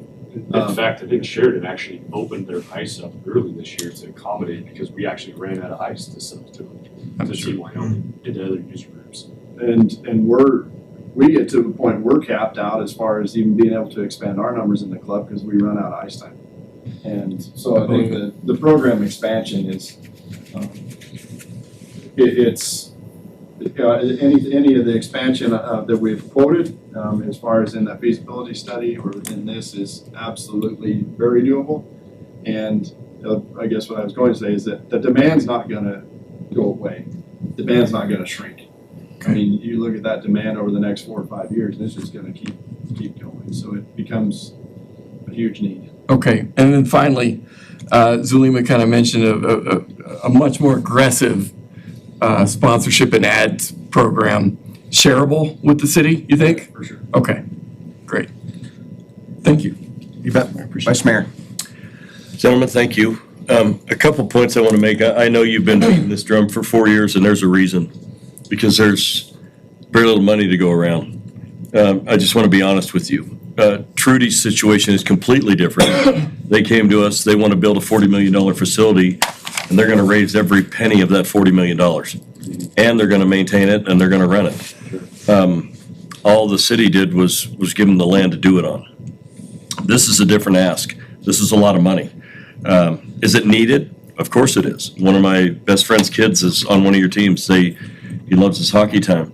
But we also have a very realistic job to do on this council when we're looking at a 59 grade on our streets, and we're dumping $21 million over the next 4 years into our streets, and we're not even increasing that grade off of 59. We're still going to be at a 59 after investing $21 million. And so, between everything that we have going on within the city, I don't know. I think, honestly, if you came to us and said, we're bringing $10 million to the table, I don't know that we're in a position to come up with $1.5 million to put this ice together. Honestly, I'm just trying to be transparent with you. That's where we're at. It's, the can has been kicked down the road so much by previous councils, and things have been left undone. And I just don't, I'm not speaking for the entire council, but I don't know how this could even be possible. So, and if anybody else has any input or ideas, I don't know how this would literally be possible unless you came to us and said, we've got all $11.5 million, let's get it. And by the time you do that, it's going to be 15 million, by the way, which you touched on earlier. I mean, I want it for you. I don't know how we would ever do it. A little bit, and not to kind of maybe question that, but would be, I mean, the alternative would be staying at the same subsidy that's been ongoing and not being able to cut that. Right, but $225,000 a year and $11.5 million in one lump's a whole nother ballgame. I just make sure. And that subsidy Thing to consider. is tied in with the entire rec center, the entire $500,000. That's part of that, right? Mr. Mayor, good question, Mr. Vice Mayor. That would be relegated to the ice arena, and I would say you probably would want to consider it on a range basis. It could be as high as 300 a year, 200 on the low side, 225 or whatever on the low side. So, but definitely ice arena cordoned estimate. Steve. Basically, I was going to be along the same lines as Bruce, is that you mentioned 50/50. At the 11 million, at an 80/20, the city still has to come up with 2.2 million. And at a $20,000 savings, that'll pay out in 110 years. So from a business standpoint, that makes no sense at all to spend that kind of money to save 20,000 a year. The other thing about it is we aren't going to make that up in sales tax. It's your private business and your hotels and restaurants that make the money on this deal. And we aren't necessarily in business to subsidize them. So I think you ought to be considering, along the lines of the other sports complex, is to be looking at more private money than public money to go ahead and go along with this, even though it would wind up being, so to speak, a public-private working relationship because of being able to use the current chiller and things that we have, but. And I think a little bit of what you hit on there is that, that's one of the reasons that we've associated it with the city is because there's already that portion there, right? Now, our investment that we would make in it, say the $7 million that we would make, we get nothing back on that, right? I mean, you all would at least get some return back on your money. We get zero. So to look at us going and trying to fund it all ourselves, we're benefited more by doing 2 sheets of ice somewhere else. Essentially, right? So. And we would have, and that would cut our subsidy by $285,000 a year. So, yeah, go do it. And that was the reason that we tried to partner together was because there's the ice rink there. There's already the investment in the city's made there. To try and then associate our, build the ice with it, partner with the city, come to it with substantial funding from our standpoint in hopes of, working together. Zulima. I did want to just point out that just as recently as a year and a half ago, we made the $2.5 million investment to bring the ice plant down from the event center and have it at the ice arena, knowing that it has the capacity to support a second sheet. That investment has already been made and would be, in my opinion, wasted if we did not utilize that opportunity to expand. Kyle. Thank you, Ray. Thank you for that anecdote, Zulima. I have another thing I wanted to ask, but on that point, the chiller at the ice rink also wasn't an end of life? I thought it was like 30 years old or something like that. Yes, sir. So there's a benefit. We did go from a freon system to an ammonia system, correct? A bit of an aside, I know we're kind of on the elephant in the room, which is the big capital ask, and I certainly, we're trying to keep the meeting expedient tonight, so I personally would love to meet with you guys outside of this to have a little bit more open-ended conversation and pick your brains about that topic a little bit more. But going back to your spreadsheet, this is so small and relative to everything else we were talking about, but it's a question I had. $7,000 we generate from skate sharpening, and so I was just curious if you've reached out to Glen Rock at all, because they have that artificial ice rink, and from what I've read and from what I understand, it requires a lot of sharpening. So I don't know if maybe there's a partnership there that we could tap into. And on that point, because I also serve as liaison to the DDA board, and they just recently couldn't keep their ice skating rink open for this year. They're doing something different. Was curious if you guys had any thoughts on artificial ice benefits. If you had any thoughts on that, considering what the DDA has been, grappling with this season. As far as like putting in artificial ice? Yeah, if you guys have any experience with it, if you think a remodeled or upgraded ice arena should include things like artificial ice, just didn't know if you had any thoughts on how that might play a part, if any, into the. We've talked about that as far as like at a smaller scale for like maybe off ice stuff or something like that. A lot of the facilities that we go to today that are being built around the country have a facility inside of those facilities which has a section of synthetic ice in there is what it's essentially. It's just more or less kind of for a training session, if you will. Okay, not in your opinion potential to increase our ice capacity, some of the activities taking place on the entire ice sheet, we couldn't move those folks to an artificial rink and that couldn't lead to extra revenue generation or anything in your perspective? maybe. I mean, I think that's a pretty far stretch. Okay. You know, it's still a pretty big investment even for synthetic. I mean, not a big investment, I mean, not a second sheet of ice investment, but you know, you still gotta have the space, you gotta put it all down, and at the end of the day, it's still synthetic ice. And it's supposed to act like it is. It's kind of like going from ice skating to rollerblading, it's still quite not the same. Sure. So, Bruce. Thank you. Synthetic ice is garbage, by the way. If you were, and you know it, right? For any substantial use. Right, yeah, if you were gonna try to figure skate or play hockey on it, that wouldn't happen. Mostly for training. Right. No, I wasn't, I was just letting you know because I'm familiar with it. Yeah, But I want you to understand, I wish we had that magic pill. And I don't necessarily agree with Mr. Cathy, because I think the city does invest in things that don't always give us a return monetarily. The return sometimes that comes from it is far greater.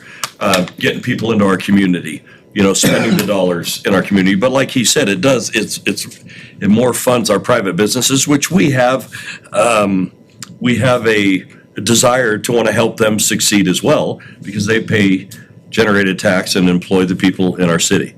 So I don't necessarily want to attack it like that. We are just in such a time right now financially where, you know, and we'll find out tonight how the 1 cent went. That's going to be very interesting to see, because without that 1 cent funding, that $21 million I talked about going to the roads won't be there. Come out of the general fund. Excuse me? It's got to come out of the It's general got to come from somewhere, yeah. And so, but it's unfortunate that we don't have that kind of money laying around. Now, if we're in Laramie or Cheyenne, it's a whole nother story. They're passing a 6 cent. They've got $129 million, I believe, Carter, right? We'd be able to say, we'll write you this, let's get it going. You know what I mean? We're just unfortunately, and there's this common misnomer out there that the city mismanages money, and if they'd use it here instead of there, we'd have everything. That's baloney. We have so much to and only so far, you know, and I want to do this for you. I do. I just don't see how we could do it. I think it's a, you know, and I, you know, excuse me for being frank, I guess that's just kind of how I am, but you know, I've been in the community a long time. My dad's had a business here. I'm 42 years in business this year. And, you know, my only concern is, you know, to this point is, when will it be solved? Right. If it's not solvent now, it's not going to be in 10 years either. And so, you know, I'm all for the 1 cent. If you want to do a 3 cent, I'll do that. If you want to do 6 cent, let's do it, right? I'm not everybody. Right. You know, Peter obviously invests in the community. He's one of few that have been able to make some substantial investments in our community, you know, and I'm not sitting here trying to like hold everybody's, you know, head under the toilet here, right? I'm just thinking out that, you know, again, I'm talking out loud that as we've presented this for 4 years, and I've heard that the city hasn't had money for 4 years, and it's really tough to come up with this funds, like we get it. It's gonna be really tough for us to fundraise $1 million. Oh, yeah. Let alone, you know, possibly $7-10 million. Yeah. We get it. We saw what the YMCA just did. I think that the big thing is that, you know, once again, I go back to what I said before, is this is a partnership for a community.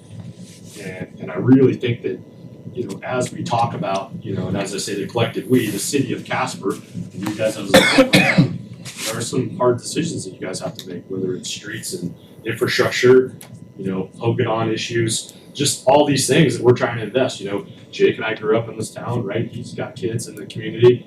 So, you know, what are we doing that's going to be a long-term investment here, and how are we going to use this funding for the long term? I agree. Is it a second sheet of ice? Probably not, but we should definitely be considering it somehow, some way, to at least get it on the agenda and say, hey, look, we're going to work with you. Let's figure it out. So, and I would like to do that. And just as a follow-up, if I may, do keep in mind, the city's not broke. We have a $153 million budget that we deal with. There's money. It's just got to go here, there, and everywhere else, right? There's a lot of places for it to go, and I understand that. And I do believe that the city has done a great job. And I think there's a lot of people within the city, Carter included, and Zelima, and you know, Mr. Mayor, and everybody, you know, funneling that money in the right direction. And you know, the city supports my private business, and my business hopefully supports the city of Casper right back. So I get that it's all a working part. So to that point, what Pat's saying, But I've been on council 8 years, and I've been through this multiple times. And every time we've come up, I want to see this done. I understand where we're at. 6 in the morning to 11 o'clock is not okay in any community that we're doing that. And so I'm proposing that we either cut it loose and we say this isn't going to happen, because Pat's right. It's not going to happen in 10 years.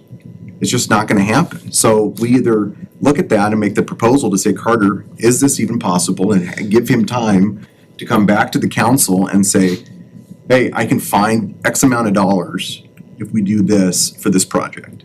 And being able to do that. And otherwise, so we're not doing this every year, and this group is coming back and saying, we need a second sheet. We all know we need a second sheet of ice, but I don't think this is doing anybody any good that we're going back and forth, and we're like, sorry, I mean, we know what we need to do for our community, but we can talk to Carter, and Carter can be like, hey, I can find $3 million, but that's it. And this is where it's gonna come from, and this is what it's gonna cost us, this is how it's gonna affect the city, but we can funnel it and do it that way. And that's my take on it, and I think that we've been hashing this, and we need to either say, this ain't happening, and unless you guys find private funding to do it and get it done. So, Can I assume that's what you want? You want him to come to you and say, we've got $2.5 million. If you can come up with a 9, we're there, or we can't do it. That's what you want, right? Some number. I understand that. Bigger number. I'm just, But yes. that number meant No, nothing. That's the same thing when I presented in July, it's really, we want to get, one way or the other. Our hope is, our target's been 50%, but we just need to say, here's what we're doing, yay, nay, how we can do it, how we can. and I think that's where we need to settle with it. I know I've got Amber and Jai on the docket here, so, or Amber. Thank you. So I have a question for Carter. What mechanisms, Bruce mentioned 6 cent, right? That's how other communities are funding this sort of thing in the state, right? What other mechanisms outside of waiting for the next 5th cent cycle and putting this on the list? As far as I could see, there was not extra millions of dollars in the budget in the next foreseeable coming couple of years. So it would either have to be, in my estimation, a dedicated line item on the next cycle of 5th cent, or we would have to take a 6 cent measure to voters. Mr. Mayor, Councilmember, thank you for that question. I would tell you that it's important to, recognize the horizon that we're facing, right? I was putting some notes together here, and we've got a few things we need to be aware of that are going to consume some resources. And then I'd give you a couple ideas to consider that wouldn't necessarily be impacted by the horizon I'm trying to identify for you, okay? Because frankly, it's not every day that we get a project that has partners that will bring money to the table, right? We're very lucky to have Mr. Wold in our community, as well as a lot of his associates here. And when they're willing to come to a meeting like this and say, hey, I'm behind this, I'm inclined to want to try to take advantage of that and try to leverage as much as possible. So let me give you that horizon here. We know that thankfully, by virtue of the 1 cent cycles in years past, we've been able to dedicate $11.6 million to fire station construction. And we also know that we have about that to try to consider for our last fire station project in the form of Station 1. And certainly we're talking about that, and we've got ideas, and eventually we're going to bring you a proposal that hopefully will make that happen. We also know that we have to deal and confront the rehabilitation of the Casper Business Center. And that will consume all of your ARPA CARES dollars in order to make happen, right?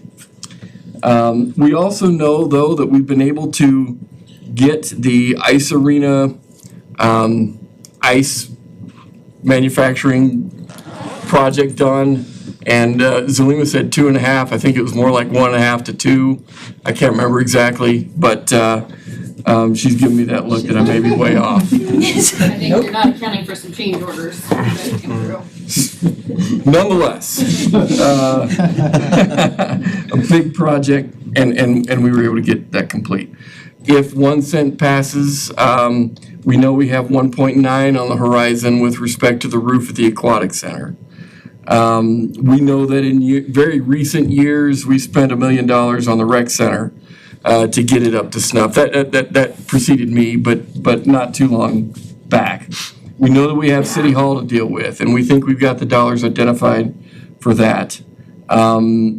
We have spent and will be spending in the neighborhood of, 1.5 when all is done with the event center here, just on our very near horizon to focus on in terms of some of the imminent needs that building has. Having said that, one of the things that we have never used or touched or accessed or whatever for projects, particularly of a recreational nature, would be that of perpetual care. We know that there is a sum there that is mandated by your policy in terms of a corpus that you're comfortable with. You have the flexibility to dictate what that corpus is, right? Perpetual care. We rely on perpetual care to generate interest income that helps us to subsidize operations like the ice arena, the rec center, and so on, Hogan, et cetera. The other thing, though, that we've never talked about, and we've never had to at least talk about, is revenue bonding. The ice arena would be a classic case application in that regard because it does generate revenue and it does put together the means by which those kinds of funding mechanisms can be retired. Doesn't require the general fund to make that happen and so on. Those are options to consider. To answer your question, I know I kind of took my time getting there, but that is the answer. I want you to have the right context to consider these kinds of things. And the choice is yours, however, to tell us what should be done. Your follow-up. I do. So, yeah, I share your sentiment, Carter, that leveraging private dollars for these types of partnerships is always worth considering because it helps our revenue go further than it could go otherwise. And so I think there's a lot of value to that approach. My primary concern is actually not where we come up with this money, unlike everybody else, but my concern is more from a maintenance standpoint. I feel like our facilities are we have been kicking the can down the road for a long time. We're trying to play catch up. The next several councils, I think, will be playing catch up as we've got major repairs to existing facilities. I'm a little nervous about spreading our facility maintenance load any more thin than we have it currently. Additionally, the fact that I feel like rec always gets their projects sort of maintenance projects sidelined year after year after year in deference to other things that get prioritized. And so I feel like just the rec maintenance stack alone is pretty daunting, and so it makes me nervous to grow our facility footprint. However, I do think, if there are funding strategies that you think are worth looking at, I think it's worth looking at it, and looking at it so that we're not back here in 6 months saying like, what are the numbers? Looking at it in a real, more concrete way, I think is fine. I still have hesitations, even if we do come up with a mechanism. I do still have those hesitations, but I really think with funding partners on the table, it's silly not to take it through to a real concrete proposal from our standpoint. Jai. I don't think I actually have anything to add to that. I agree with everything that Amber said. I think that we should look at realistic, plausible, sustainable options. And if there are some, we should consider them. And if there aren't any, then we'll know. But I'm not prepared to say no, definitely not right now. Did you have a question? I did, but I think I'm going to hold it because it sounds like the council wants to at least get some information. I'm more curious about revenue bonding and what that really entails, but why don't we let you see what you could put together, and then it sounds like that's what everybody wants to do, and then we can kind of, from there, make a more informed decision, I think. Is that fair, Rachel? Absolutely, yeah. Kyle? Thanks, Ray. I would concur with my colleagues on that. I'm always searching for information, so any and all options available to us, I'd like us to consider. I personally am not interested in dipping into perpetual cares. I believe we just established the corpus of that is 30 million, right? Just over 30 million. So I think it'd be irresponsible of this council to dip into those reserves and pull a bunch out because it helps us sustain the subsidies for all of our other public facilities. The main 5, which require $3 million in subsidy every single year. So, the ice arena is just one subsidy that we struggle with. We got a bunch of other obligations also. And so I would be curious, and I don't know revenue bonding. I don't know what it entails in that. Not a financial expert. I've read about social impact bonds in the past where, there's a private-public partnership where the private entity puts up the upfront capital costs and then any cost savings that are realized would go back. It's an investment of sorts. And so if that's an option, private donors putting that money up front to pay for the capital costs, and then any cost savings we realize as a city, we pay to them over a long term to help them recoup some of that investment. Things like that I'm interested in. Otherwise, the only way, I like Amber, I've gone over the budget. I don't know where that money would be. But a 6 cent I think is a great way, because then it puts it on the ballot. Then we 9 people don't have to. We're always struggling to figure out what the majority perspective is, and I feel like it's always insanely difficult. I don't know if everyone else feels like that, but as someone who begs for public feedback, I just feel like I never get it. And so I would much prefer to this be put on the ballot, and the citizens of Casper can decide, yes, we majority support expanding the ice rink. I would love to see that happen. So whatever role I can play in that, I would absolutely advocate for that, 100%. And so I'm sorry for you guys. I know you've been coming to council for a few years. The people I know, I've never had the pleasure of being in hockey programs myself, but the people I know that are interested are the most motivated, passionate, dedicated people of all the other sports. Hockey people, man, I don't know. They are super serious about it. So I know all of the people that have kids in those user groups or participate as an adult, super passionate about it, and I want to leverage that, and I want to leverage any private funding. Thank you to generous donors in our community who will help make some of this happen. I'll absolutely want to leverage that if it's within our abilities. I just don't see how it would be, without the 6 cent. I don't know how it'd happen, but thank you. I'm with Kyle. I think the 6 cent would be the best way to go. Number one, looking at the numbers of people that use the ice arena and how passionate hockey players are, I think that with them pounding the streets to get a 6 cent passed, I think that would be the best way to look at funding it. But I think we definitely need to. Thank you, Michael. Lisa. So I know that we're voting in the 5th cent hopefully today, but how long, so would it be if we decided to do a special 6 cent? Could we tie in the fire station one with the hockey? And then would it be next November that it would be voted in? Or would it be August, or how does that work? Mr. Mayor, Councilwoman, I would probably need to do a little more homework to be certain when the required, requisite elapse of time would need to take place in order to entertain a question like that with our voters. So let me do some homework to answer that real specifically, but I would tell you that certainly when it comes to putting together funding for the ice rink, the second sheet of ice, and or Fire Station 1, council will need to be real judicious as to what that menu ought to be, because indeed we're going to have to include obviously the rest of the communities and their particular needs to evaluate what the total ask would be as it relates to our voters and their ultimate decision-making authority from all around the county.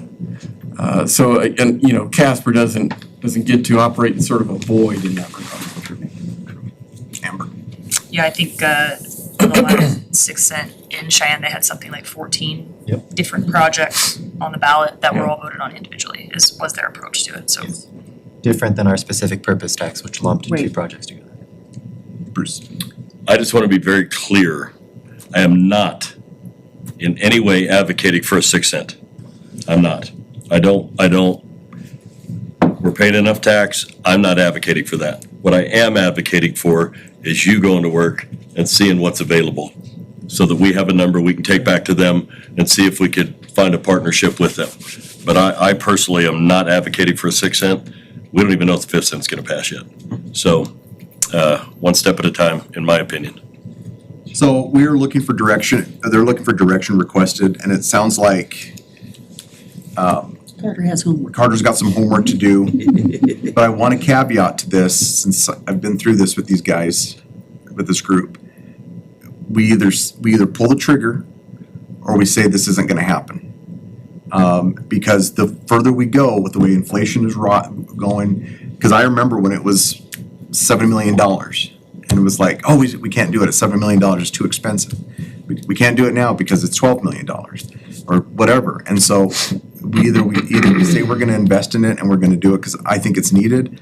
The hockey community has been talking to me for 8 years about wanting to get this done and they need it. And so we need to figure that out and figure something out and give them to say, hey guys, this is gonna work or this ain't gonna work. So what I'm hearing you say is we will agree to give them a decision once Carter comes to us with the information that we need. That would be my hope. I'm good with that Yeah, having a direction. clear message, so we can do that. Pat, is that fair, Pat? I'm good with that direction. Mr. Mayor, when would council like to see that homework turned back to the council? How's 6 a.m. tomorrow? A little lofty. Would it be fair, since this council has been through this presentation again, would it be fair to make sure that you can get us that information with enough time for us to make a decision by the end of the year with this sitting council? You bet. Perfect. You bet, Is that absolutely. fair? Is that fair, guys? Yeah, I think that's, I like that caveat to it, and try to not, because that's what really hurt us a lot. Well, that's what I heard you say, that's. We changed, almost complete councils, honestly, I mean, through that, or at least 75% we were representing. Yeah, appreciate that. Thank you. Thank you, Peter. Thanks, guys. Thank you. Thank you, everybody. Mr. Mayor, Yes. I appreciate this discussion, I think you guys are asking the right questions. It's a tough project. This is a project that I think this community deserves, would love to have, and can be achieved. I think that the direction that I hear you going is the right direction. If you can give us some kind of a number that you feel like you can support this project with, then let us go out and see what we can raise in the community. We've raised $27 million for the YMCA with the help of the city. The city kicked in about $2 million. I think so. But at any rate, it's possible we can have this, we can have a wonderful second sheet of ice. I appreciate the work that you guys have discussion.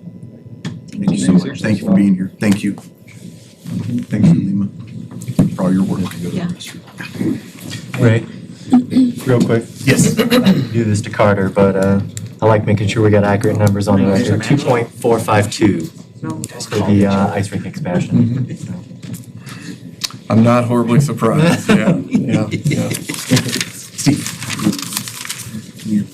The one thing I would like to say is, as they just said, we gave a fixed dollar amount to the YMCA. We gave a fixed dollar amount to the DDA for David Street Station. I would like to see us, if we're going to do this, to come up with a fixed dollar amount rather than a percentage. Agreed. Does that? Yeah. Okay. Yeah. Thank you again. Thanks, Pat. Thank you. Thank you, guys. Appreciate it. Yeah. All right. Bruce had to use the restroom. Is everybody okay starting with Adam? Yeah. It's like, yes, we got. Yeah. We'll go ahead and start with the fire station, safe zones, and cameras. Carter. All right. thank you, and appreciate all these conversations. I Great recognize these are conversation. It's really good. very, very beneficial for us, that's for sure. This is a follow-up conversation with respect to a question council had pertaining to the feasibility of considering fire stations and the enhancements necessary to create safe room space in each of the stations. Furthermore, council was interested in understanding what it would take to improve the stations and so on to accommodate perimeter cameras as well.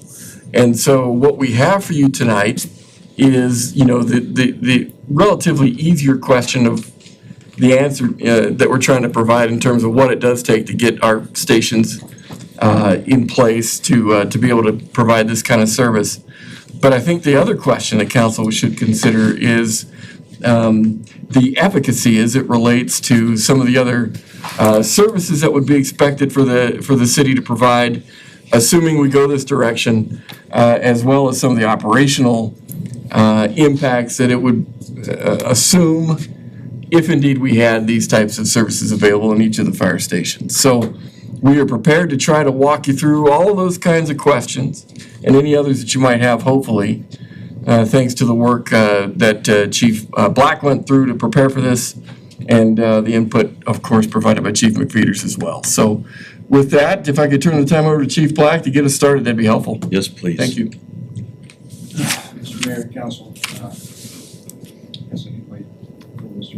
Mayor to get back, but yeah, this is just an opportunity to inform you guys of the basics and the concepts of the current Station 3 safe room that we have and the possibility of installation or retrofitting into the other fire stations. The initial safe room was put into new Station 3. The concept was devised as a safe place for an infant surrender area, a temporary shelter, a safe area from exterior threats or any type of violence. And in that room, there's an emergency button. When somebody gets in there, they can push the button, notifies the house inside, and home starts coming. The dimensions and layout of the Station 3 safe room is an 8 by 8 by 10 room. As I said, it's got an alert button inside. Person goes in, locks the door behind them manually. They can hit the button. It will alert to the people inside. They are locked on both sides of that room, from the exterior door that they lock behind them and then the interior door that goes into the station. The only way to get into the station is through a passcode. The windows on both sides in the station and exterior are full glass so that you can see from the floor to the roof, so that when the guys come in from the inside and look into the room, they can see everything that's over.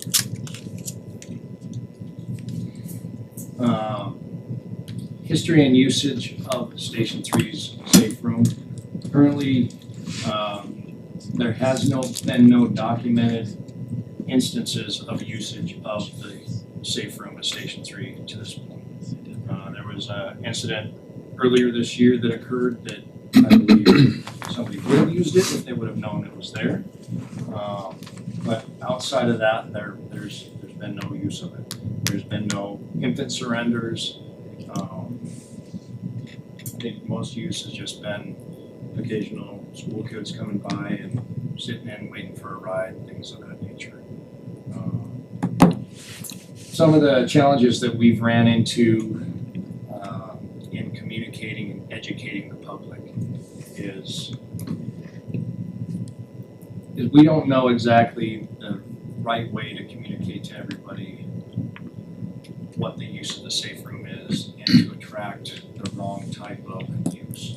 It needs to be intended for a special safe room. We don't want to educate and have people just coming in and using it in the wrong way. And by doing the education, we're opening up the doors to blurring the lines of public safety and the abilities of the Casper Fire Department and the duties and abilities of Casper Police. My personnel are not trained to deal with any type of violence or anything like that. So when we have these rooms in the station, if we begin advertising to come here and inviting violence to the station, then there's a recipe for an incident for my people that are not trained to deal with these things, to be in a situation that they can't handle. Another issue with heavily educating the public on it is the timing. The firefighters are not always there. They're in and out all day long. Last week we did 44 calls in 1 day. So that's a lot of in and out of the station. So the timing of somebody always being there, they're not always gonna be there. They could get locked in there. It's the one current location right now, and there's no telephone in there. So somebody could be locked in there and be afraid to go out, and the guys could be out for hours. And if they didn't have a cell phone, they'd just be sitting there. It's not really conducive to a bad situation if none of our guys are there. So, you know, with that, police officers hopefully are distributed throughout the community, and a 911 call is gonna get them to wherever they're at quickly. Reasoning for the omission of the following stations, station 2, 5, and 6, there's no specific reason that they weren't included in those build-outs. There was a lot of different factors. The lack of the use of station 3s. Every station had different square footage allotments. There were several entities involved in every station build-out. There was a couple different city managers, you know, several different contractors and things of that nature, and fire administration. So there was a lot of different fingers in the pot through every single design, and things got lost in translation. And a lot of times it came down to that cost of putting into that station when something occurred and they needed to put it somewhere else. That all of it occurred over several 1-cent cycles as well, and a lot of times they went to plug and play designs that did not have those in it, so it was just an extra incurred cost. And through all of those build-outs, a lot of other unique designs were cut out because of the cost factor. So we looked at retrofitting all the stations and getting everything up to snuff. Some of those retrofits are gonna be, all of them are gonna get reglazed exterior storefronts with level 3 bullet front resisting glass. Some of the door framings are gonna be moved, new exterior door installations, doorbell movements, and more, and some new storefront glass framing. Cost ranges for all the different stations, lowest is $10,000, highest is $41,500. So total cost to retrofit is $172,050, and that includes a 15% contingency, and that estimate was provided by Pro Construction. Moving into the video surveillance, this is we looked at this as putting a camera in the safe room and a camera exterior to the entrance into the safe room. So there was a ballpark estimate of $15,000 for 2 cameras and a server for storage per station. Those numbers can be figured out a little bit more closely if there was a go-ahead to do this, because every station's located, it has different safe room areas where their server's gonna have to be, and the configurations are all gonna be different, so we can't get a final number on those costs, but 15,000 is a ballpark per station. So to do that build out of those safe rooms and the cameras, we're looking at close to $250,000. That's the information I have. Thank you. So I have several comments I'm gonna make. I made notes. So in 25 years, we've had one instance, of anyone going to all of our fire stations to access that had a problem, looking for a safe place, one time in 25 years. So for us to spend $250,000 for one instance in 25 years is ridiculous, I think. Not only that, none of your people are trained properly to deal with a situation like this. It's not funded. And even to put cameras up, they'd be unmanned. So there'd be no reason other than for documentation to have a camera. So in my opinion, that's what we have 911 for. That's what we have the police department for. And those gentlemen are properly trained to deal with a situation like this. So now if we had a run on, and there was maybe, 3 or 4 or 5 of these a year, that'd be a different story. But one instance in 25 years that just doesn't make any sense to me. So, and I'm asking you if it makes sense to you. We want to give the best service to the community we possibly can. And in my professional opinion, to keep dollars in mind and the public in mind, it's a hard call for me to make on saying if these dollars are worth it or if they're not. There are issues, as I already explained and as you pointed out, and that's why I'm here giving you guys the facts that I have and requesting your direction on what you would like to see us do. That's what we get paid the big bucks for. Lisa. So, to let everybody know, this was my daughter that this happened to. So, just get that out of the way. And so what had happened is because the fire station had no cameras, when she did get with her therapist and the police, they were asking for footage. There was no footage available. Then they went across the street to Loaf and Jug. They didn't have footage. It wasn't pointed in the right direction. She did not know that there was a safe room there. She just was driving and he was trying to run her off the road, kind of tossed her up against the building and everything else. There was nothing. And so without the footage, we had no proof any of this had happened. And so even if it was unmanned, if we'd had the footage, we could have prosecuted him. But there's no footage. And so at minimum, and she didn't know that the safe room was even a thing. She just always thought that she was in danger and she went to the fire station. It was there and she went for help.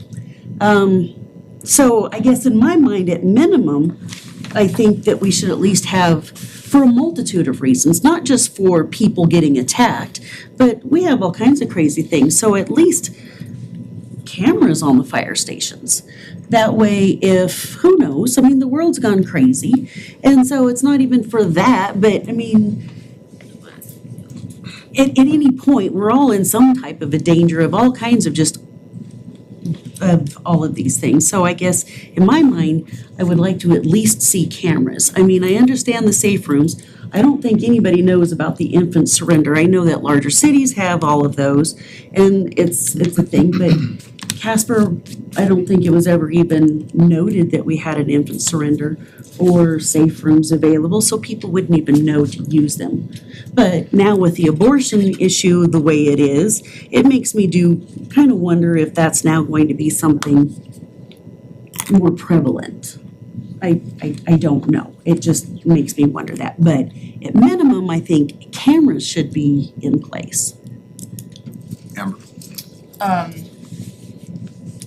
Chief, do you have any insight as to whether or not these installing safe rooms at all, is it industry standard, is it best practice? Well, I guess it makes sense to me why we didn't put them in the stations, the reasons you gave, why did we put it in station 3? You look, at the time that it was put in station 3, it was kind of a hot topic in the industry. And the administration at the time, they took on to it, thought it was a good idea. And other places around the country were doing it, and they went with it. Right now, you look across the country, it's going to be some places have it, some places don't. I don't have the actual statistics, and I don't think there will be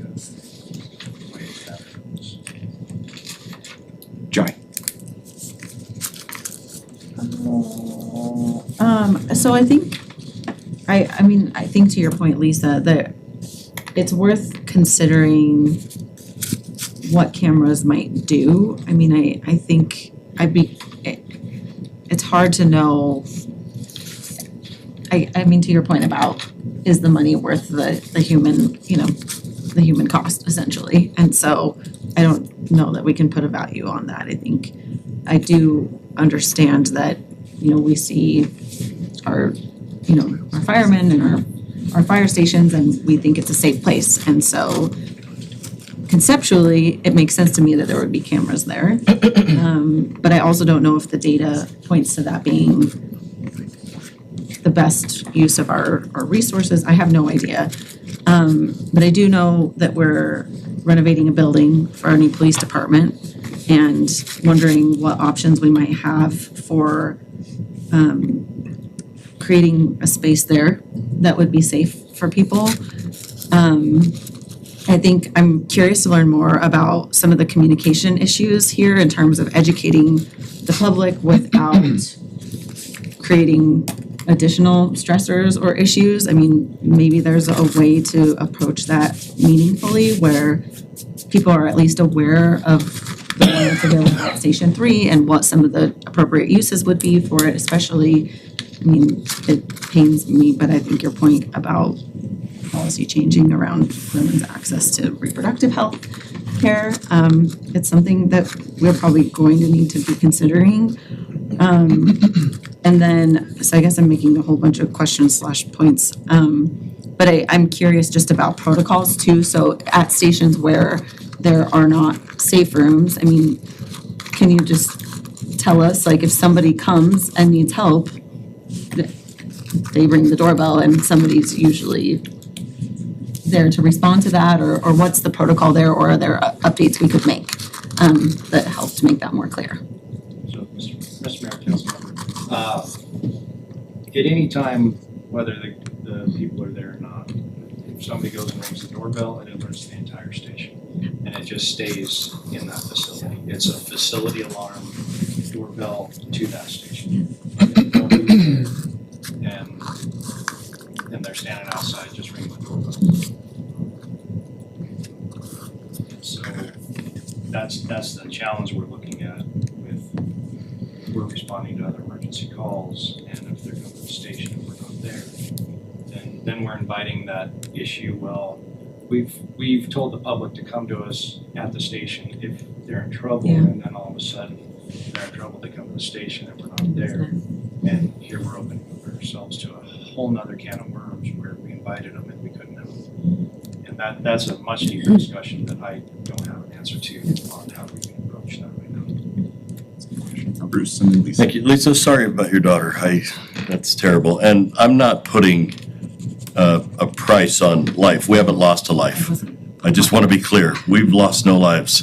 And Lisa's daughter is the only instance in 25 years of this. So are cameras a possibility?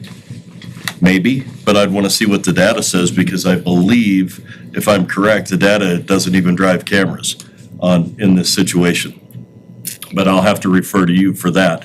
And lastly, I do want to say, a lot of times, there's nobody at the fire station. Nobody.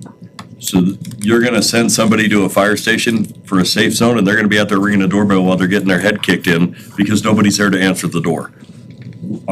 We need to go back to people understanding you call 911, you go to the police station, you go anywhere where there's people to get help.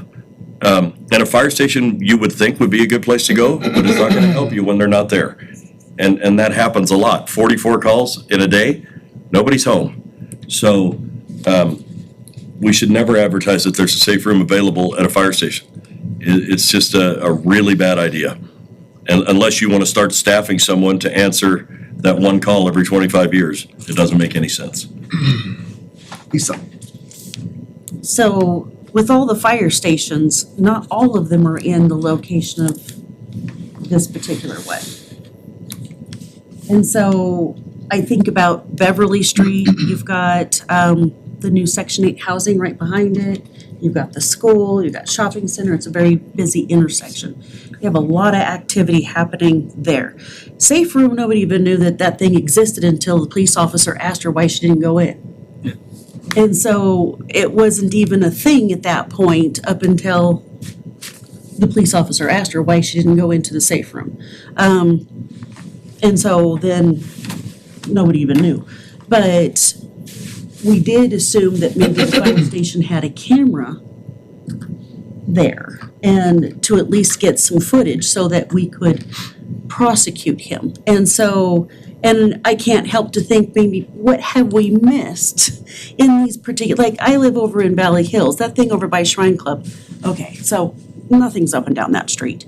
So I wouldn't think you would want cameras all over there or the one clear on the east side, but like downtown, we should have cameras on this one where you have like a lot of activity because we have a lot of things happening in that particular area. So to me, that makes the most sense. And then not the one scattered out in the middle of nowhere where you don't have all of this because these are highly trafficked roads where people are traveling, but there's other things that are happening too. You have accidents and things, and there's just a What I would multitude of propose things. though, if we're looking at that, would be kind of like a hybrid solution in the sense of, you could say maybe in some of the more other busy areas, you could put some up, because I think it would probably be minimal as far as what that would be on our budget if we did something like that.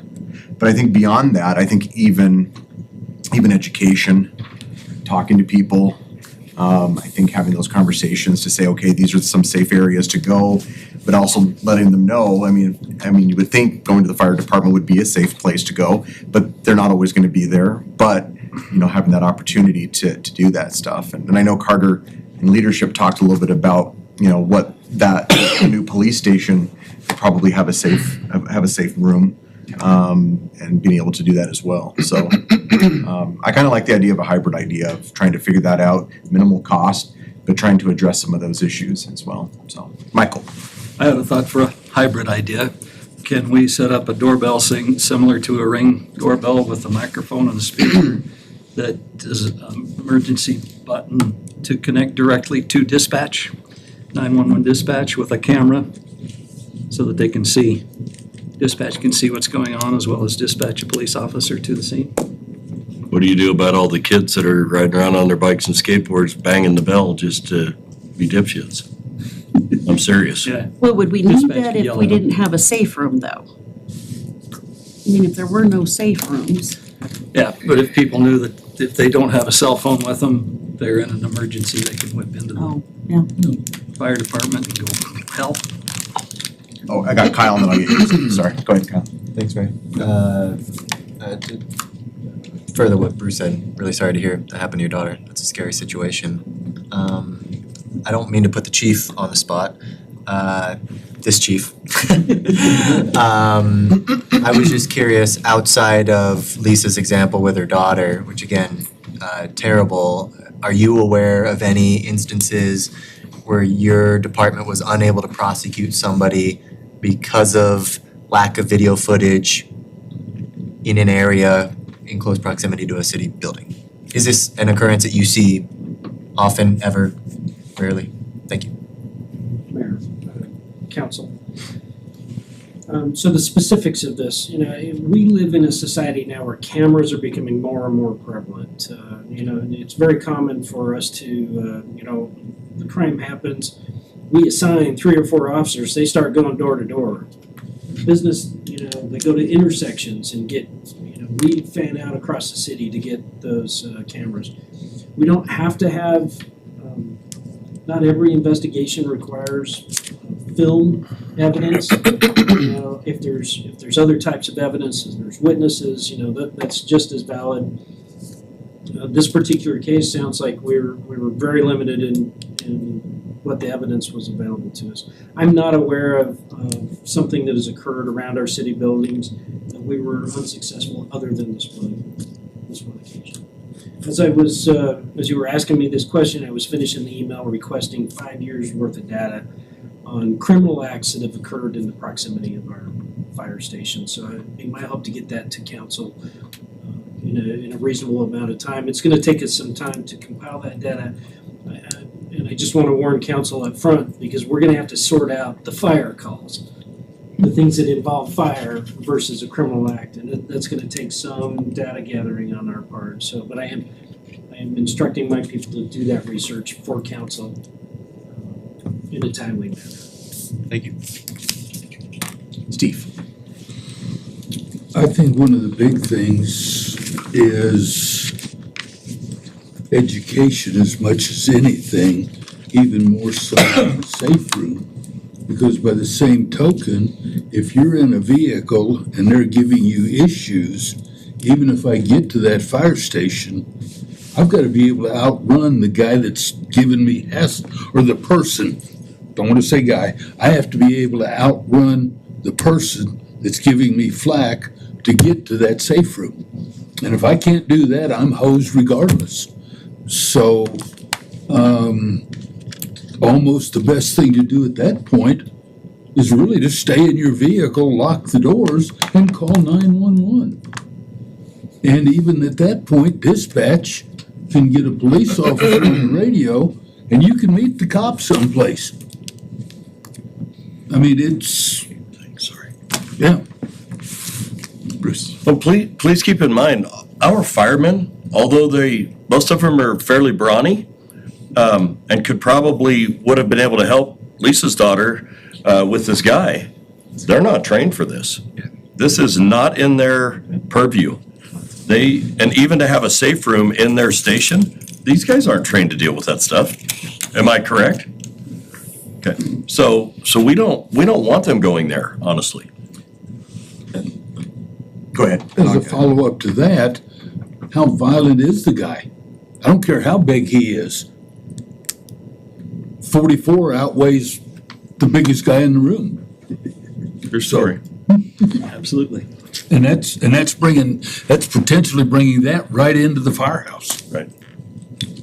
Yeah, it's kind of been said. I'll hold off on weighing in on whether or not cameras would be helpful or warranted until we get a little bit more information. But in terms of your struggle with advertising or promoting this as an amenity, like, I actually don't think we should. To me, it seems like we shouldn't build any more of them in fire stations, and because truthfully, we're not sure if people can get in, and we're potentially bringing an active crime into a place that's no more well equipped to deal with that than anywhere else. I think it's a bad idea generally. So I would advocate that we not. We already have one, and there may be, if it's just, specifically for infant surrender or whatever, I think that's fine. But in terms of making a big deal about this being available to people, I would advocate that it's probably not the best approach. Agreed. So Carter, could you maybe kind of give us maybe some level of where we need to go in the sense of, because it sounds like the chief, Feeders is going to kind of do some investigating on his end, and what we can kind of maybe do to create, some level of understanding of what people that go through DV, domestic violence, and I think how can we respond, I guess, as a city? And I would invite Lisa, since she and her daughter went through that, there's the domestic violence task force on Thursday, 10 a.m. And so I'm planning on going to that. I've been invited for my job, so would welcome you to come to that with me. Sure, let me know where. It's this Thursday at 10. I'll ask you if you would like to do that. Go ahead. Can you get us some data on whether it is not only financially reasonable, but if it's reasonable at all to put cameras on the fire stations? Sure. Because I think that's the real question. It sounds to me like safe rooms and ill-equipped men and ill-equipped stations that don't even have men at times aren't the idea, but maybe cameras are. But what does the data say about that? And if there is, the data would suggest whatever it would work. Is there a hybrid solution that we would do that would be inexpensive to do that? Or is it even worth it?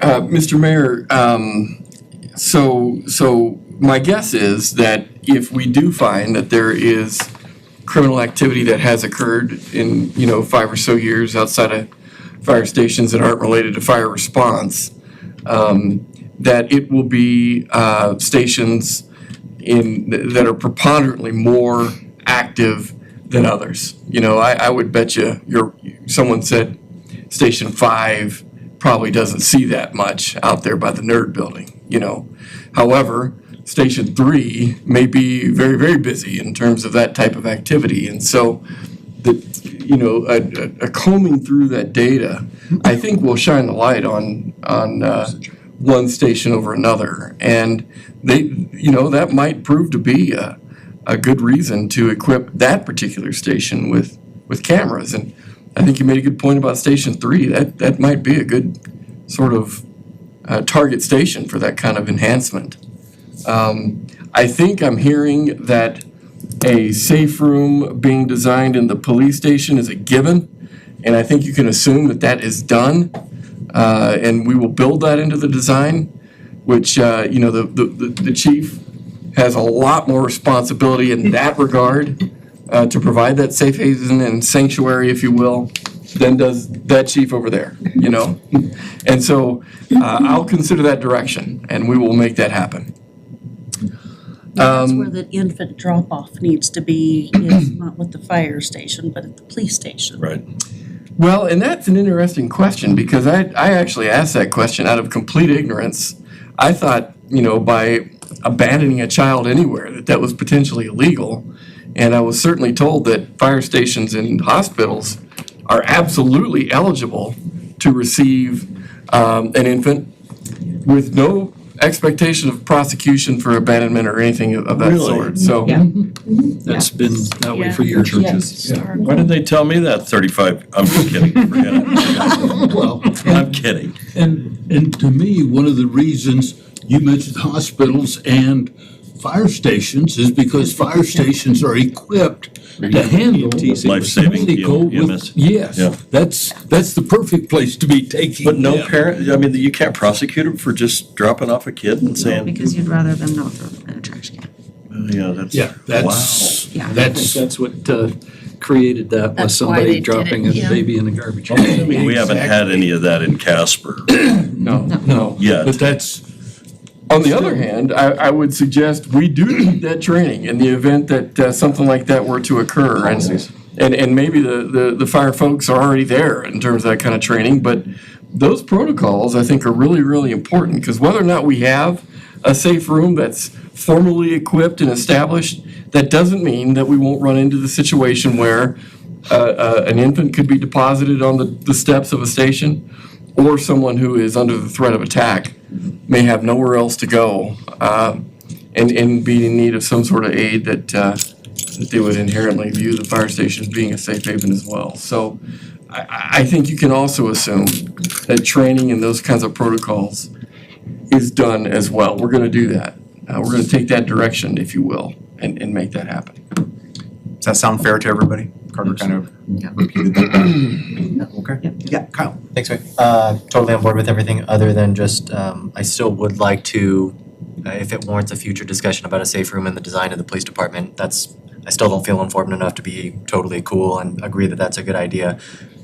Only one instance of it being used in 11 years at Fire Station 3 could just be we're not marketing it correctly, but I want to make sure that's best practice with police departments. It's not just another trend that we're, We currently have a safe room in the PD. Go ahead, Chief.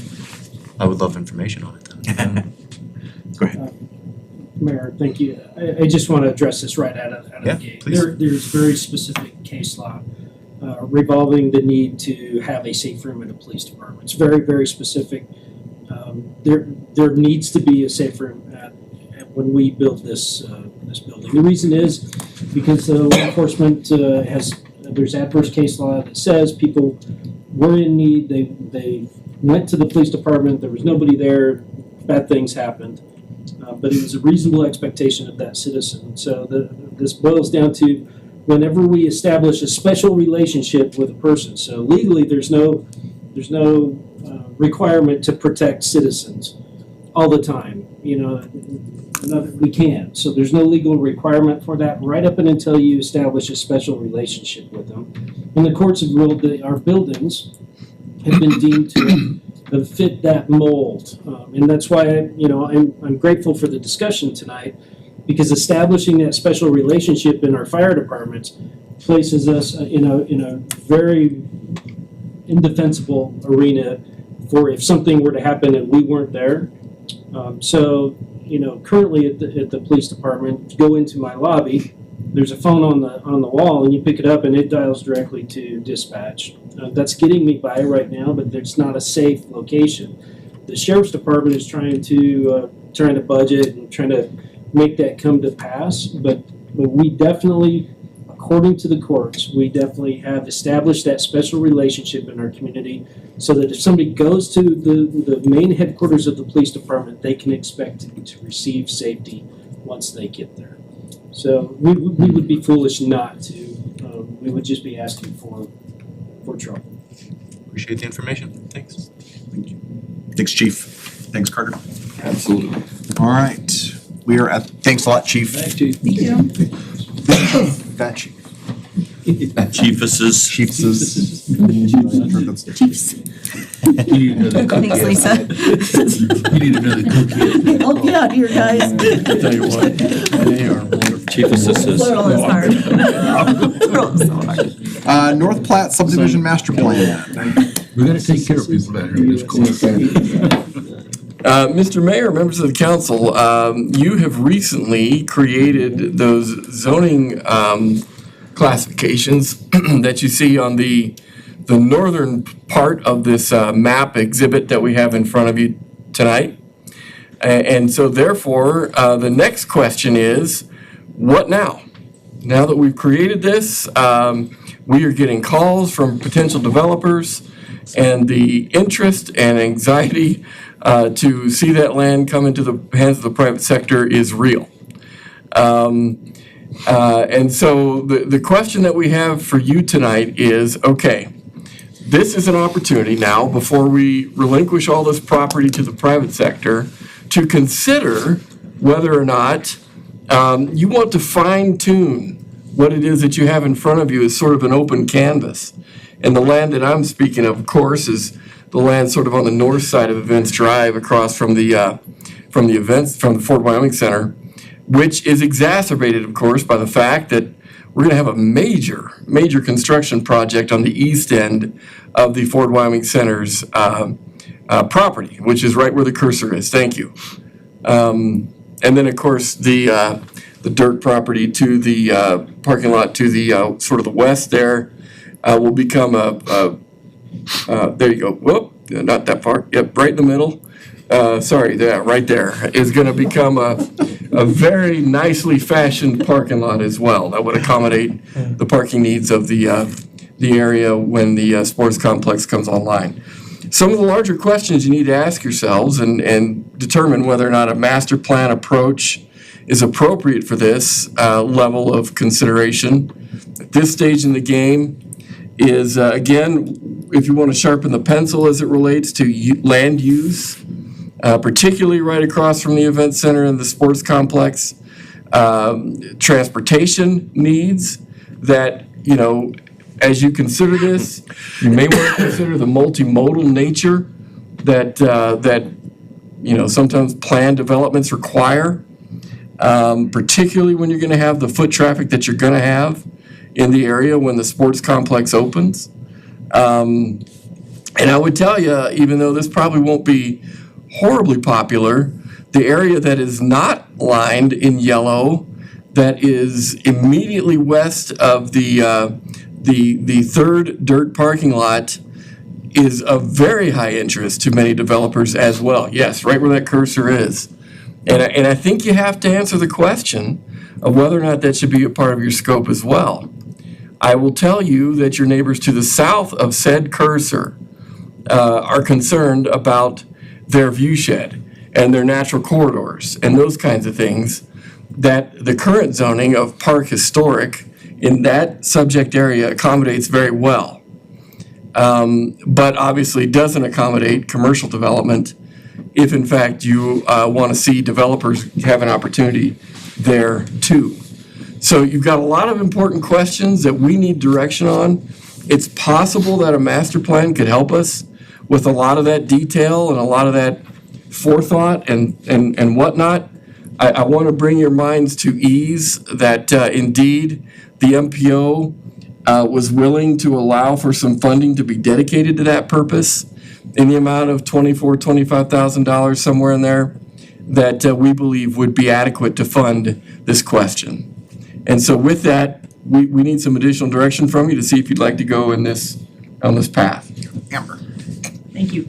I 100% think that developing a master plan here is appropriate. I think these are very strategic pieces of land for us, given that they are located in very close proximity to what will likely be 3 of our biggest tourist draws to our city. So, and for locals as well. So I really, really, really believe that we would be foolish to just put it all on the market and see where the chips fall without a little bit more strategy and direction behind how we would like to see that area grow and develop, because I do believe that it is going to be what happens across the street there is going to directly impact how successful all of our assets on the other side of the street are, and vice versa. So I think the synergies are going to be really important there, and so I think that I think it would be a mistake to just let them go and just see what happens. I'd like to see us be a little bit more thoughtful about how we do this up here. Bruce. Thank you. I have to abstain to a certain amount when it comes to this, but one of the things we have to keep in mind is when we originally decided to change this from Park Historic to M2 and M1 zoning, we got a lot of kickback from the private sector, and our response to them was, we are not competing with you. These are to help enhance and bring industrial businesses into our community. You guys remember that conversation? We were all here. I never agreed to that. No. I thought it was not. But that's what the council's direction was at the time. Doesn't mean it can't change. Yeah. I'm just saying, expect some flack from private that came after us in the first place and said, wait a minute, and we said, well, we're trying to get business to come here and these lots are just sitting here naked. So just keep that in mind.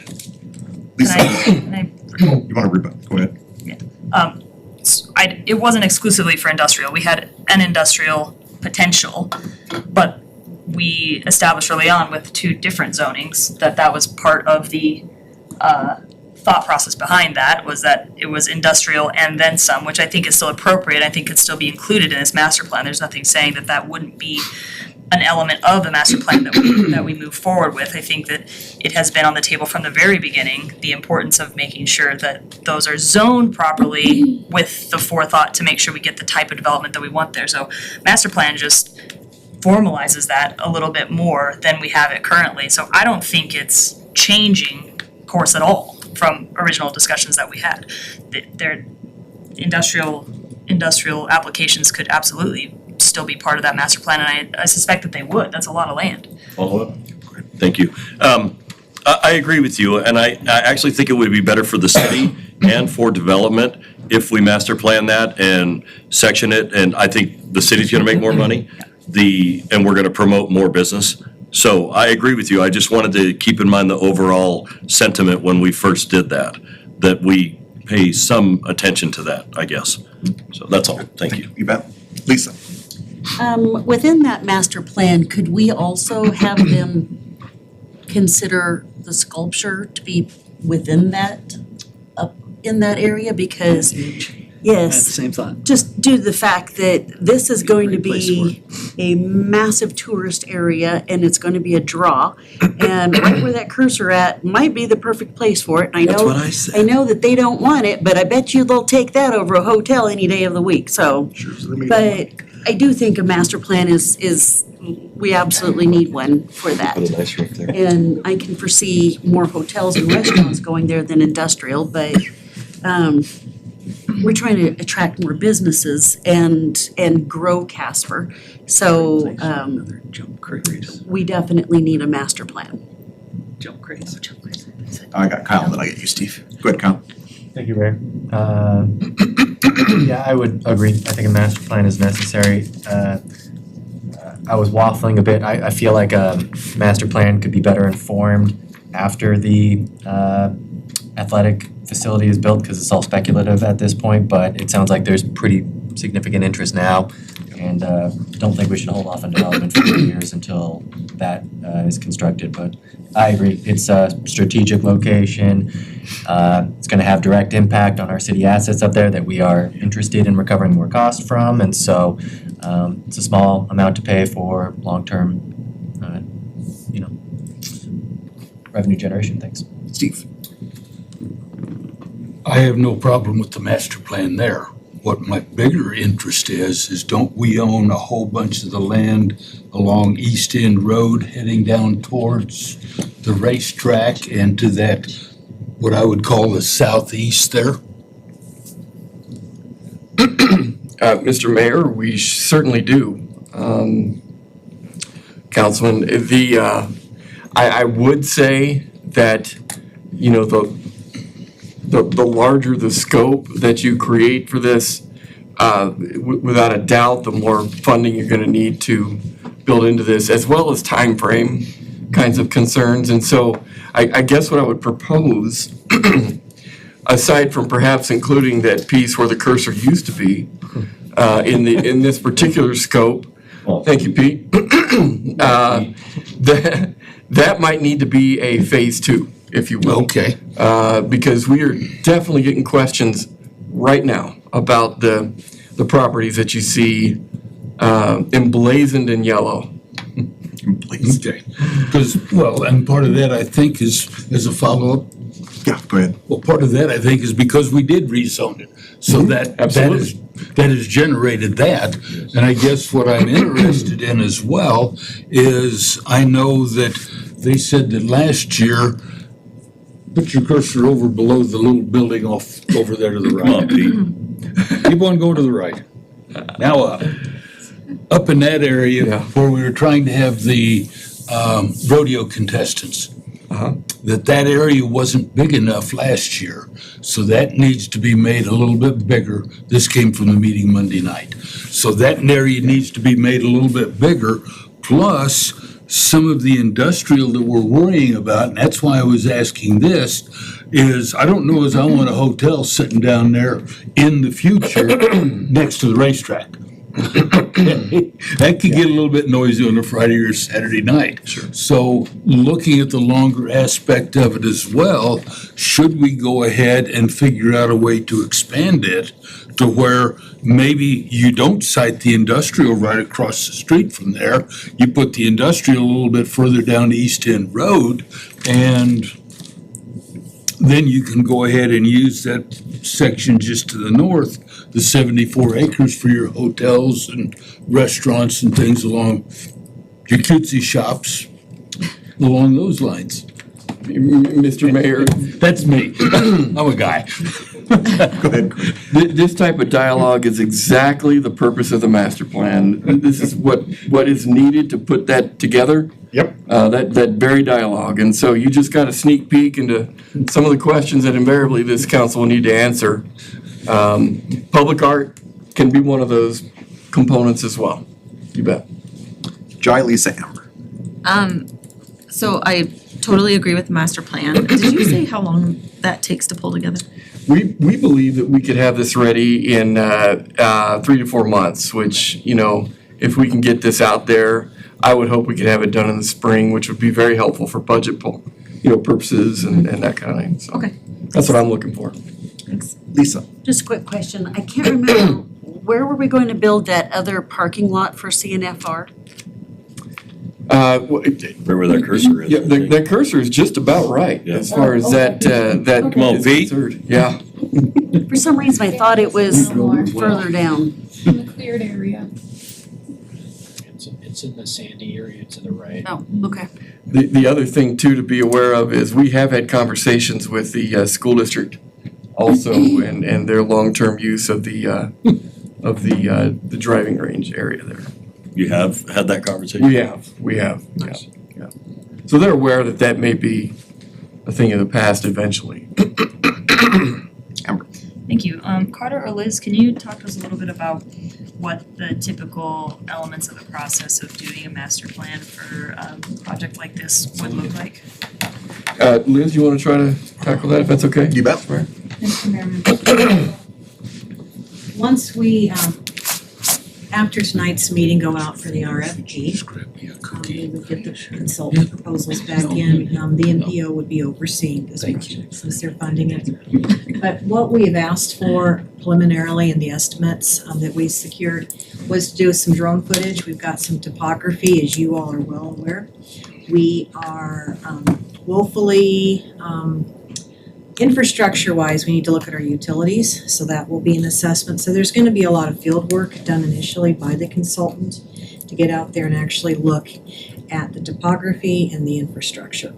Then they will begin to put some designs together, which I would anticipate again will be vetted by a subcommittee. And chances are, Councilmember Pollack, you would be on that subcommittee. Sure. To begin to look at some of the ideas. Whether the industrial ideas and land uses are further to the north of Lot 1 and 2, and more of the commercial applications would be further to the south. Here in Lot 1 and 2, that would be what would begin to come out. Then the plans would be wrapped up and there would be a presentation of this body on what the recommendations are. Go ahead. Thank you. And in terms of the way the subcommittee might work, would those ideas come from the consultant? Would they come from a stakeholder group? Like how are those ideas put forward for consideration? Mr. Mayor, members of council, absolutely public input. That is required with our federal funding for this project. Yes, and for all projects, as you all know. Right thing to do. So if there's no pressing other questions, I'm gonna move it along. Polls have closed, and so I wanna try to get us moving forward. Not that this No isn't, results yet. no results, so we're There yet. waiting, Just hang out. We're all looking. waiting for with bated breath. Our own watch party. This wasn't what I was really looking forward to as a watch party. No, he wanted to be in his slippers. He told me. All right, gender review. All right. In the spirit of what you just said, Mr. Mayor, I can withhold my comments. Thank you. in that regard. You are the man, Carter. Any legislative updates? No, sir. No. All right, we'll go around the table. Amber, Caught me off guard. you want me to start over the other side? Yes, please. All Thank you. Over with you there, Kaneen. Nothing. I feel like it's past my bedtime though, I don't know. I'm not as generous as everyone else. I'm gonna take advantage like I always do. There was a forum, the second of two on Washington Park. We've given approval to apply for land water conservation grants to reimagine the park, and so there was a forum last Wednesday at the rec center. Zulima, Jolene, Rachel, and Chris in the city manager's office. There were quite a few city staff there, so thank them for spending their evenings. Zulima did a really good job, had a great presentation. There were multiple ways for attendees to solicit their feedback. There were boards to put feedback on. They had QR codes to access the survey and encourage people to take part in that. There was a really good turnout. I don't know how, 30, 40 people, I don't know. Pretty good turnout for a community forum, so I was stoked to see that. They did a great job.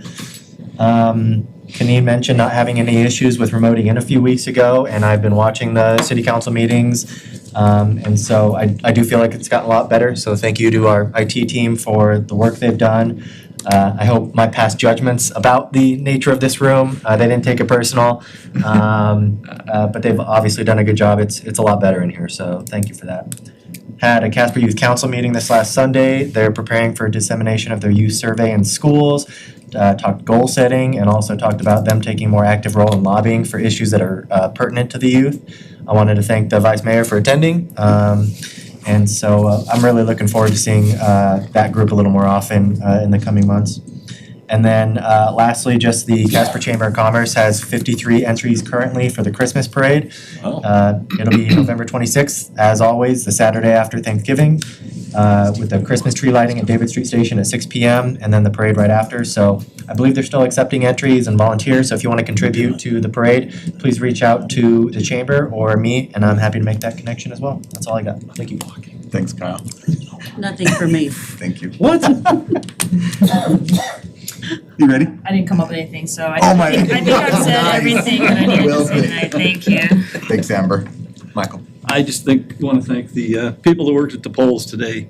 It was great to go out and vote, and it's neat to chat with the workers at the polls and get their input on the happenings around Casper. So, Thank you, Michael. John?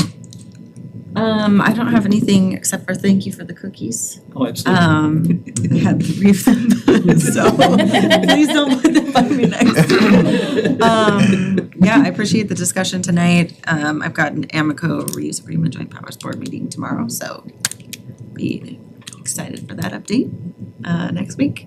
And that's it. Steve? Seeing if our meeting last night, not a lot's going on right now. There'll be no meeting in December, and the first meeting will be the 9th instead of the 2nd of January. Thank you. And then things will really get going after that. Vice Mayor? Appreciate the debate tonight. I love the way this council works together. I do. And there was the parade. I'm not walking. Him and Frio like to walk. I'm not walking. I got rods in my back. I'm riding on something. I'm not walking. And the 26th, Kyle, thank you for bringing that up. They are, that'll be the night of the Christmas tree lighting as well. I read that today, and I think that's all I had, so thank you. Domestic Violence Task Force. I will be going to that on Thursday, and that's at 10 a.m. At Self Help Center. So I'll reach out to you if you're really interested in wanting to go to that. So this will be the first time I've been able to make it because I've had staff meetings rather on those days, so I wasn't able to. But I'm going to make it out there for that. So. That's the one in Evansville? Yeah. I'll be there. Perfect. Wonderful. Anybody else is Thursday welcome. morning too. We have our. That's noon. Okay. Yeah. Yep. All right, that's all I got. We have a real quick executive session. Okay. It's gonna be real fast. I mean, it will. Results are rolling. Yeah. Are they coming in now? Who is? Absentees. The results are? Absentees. What? Yeah. How exciting for you guys that are Oh, yes. running. Why does mine say waiting for? I now call the November 8, 2022 special council meeting to order. All council members are present. Chair to entertain a motion to, no, we're not excusing anybody. All those in favor say aye. Aye. Any opposed, nay? No. I don't know why I did that. Didn't we need to? A notice of an executive session to take place at this date and during this meeting was given. We have a matter to discuss regarding personnel. Therefore, the chair would entertain a motion to adjourn into an executive session. And at the conclusion of that executive session, to reconvene this special meeting solely for the purposes of the adjournment for the special meeting. So moved. Moved Second. by McIntosh, seconded by Pollock. Thank you. Whoever you want. There being a majority of members present and a motion to adjourn to an executive session having moved and seconded, and that motion requiring a 2/3 majority of the council present. All those in favor say aye. Aye. Any nays? Motion passes. We have a greater 2/3 majority of the council present. Voted in favor of the motion. We are hereby in an executive session.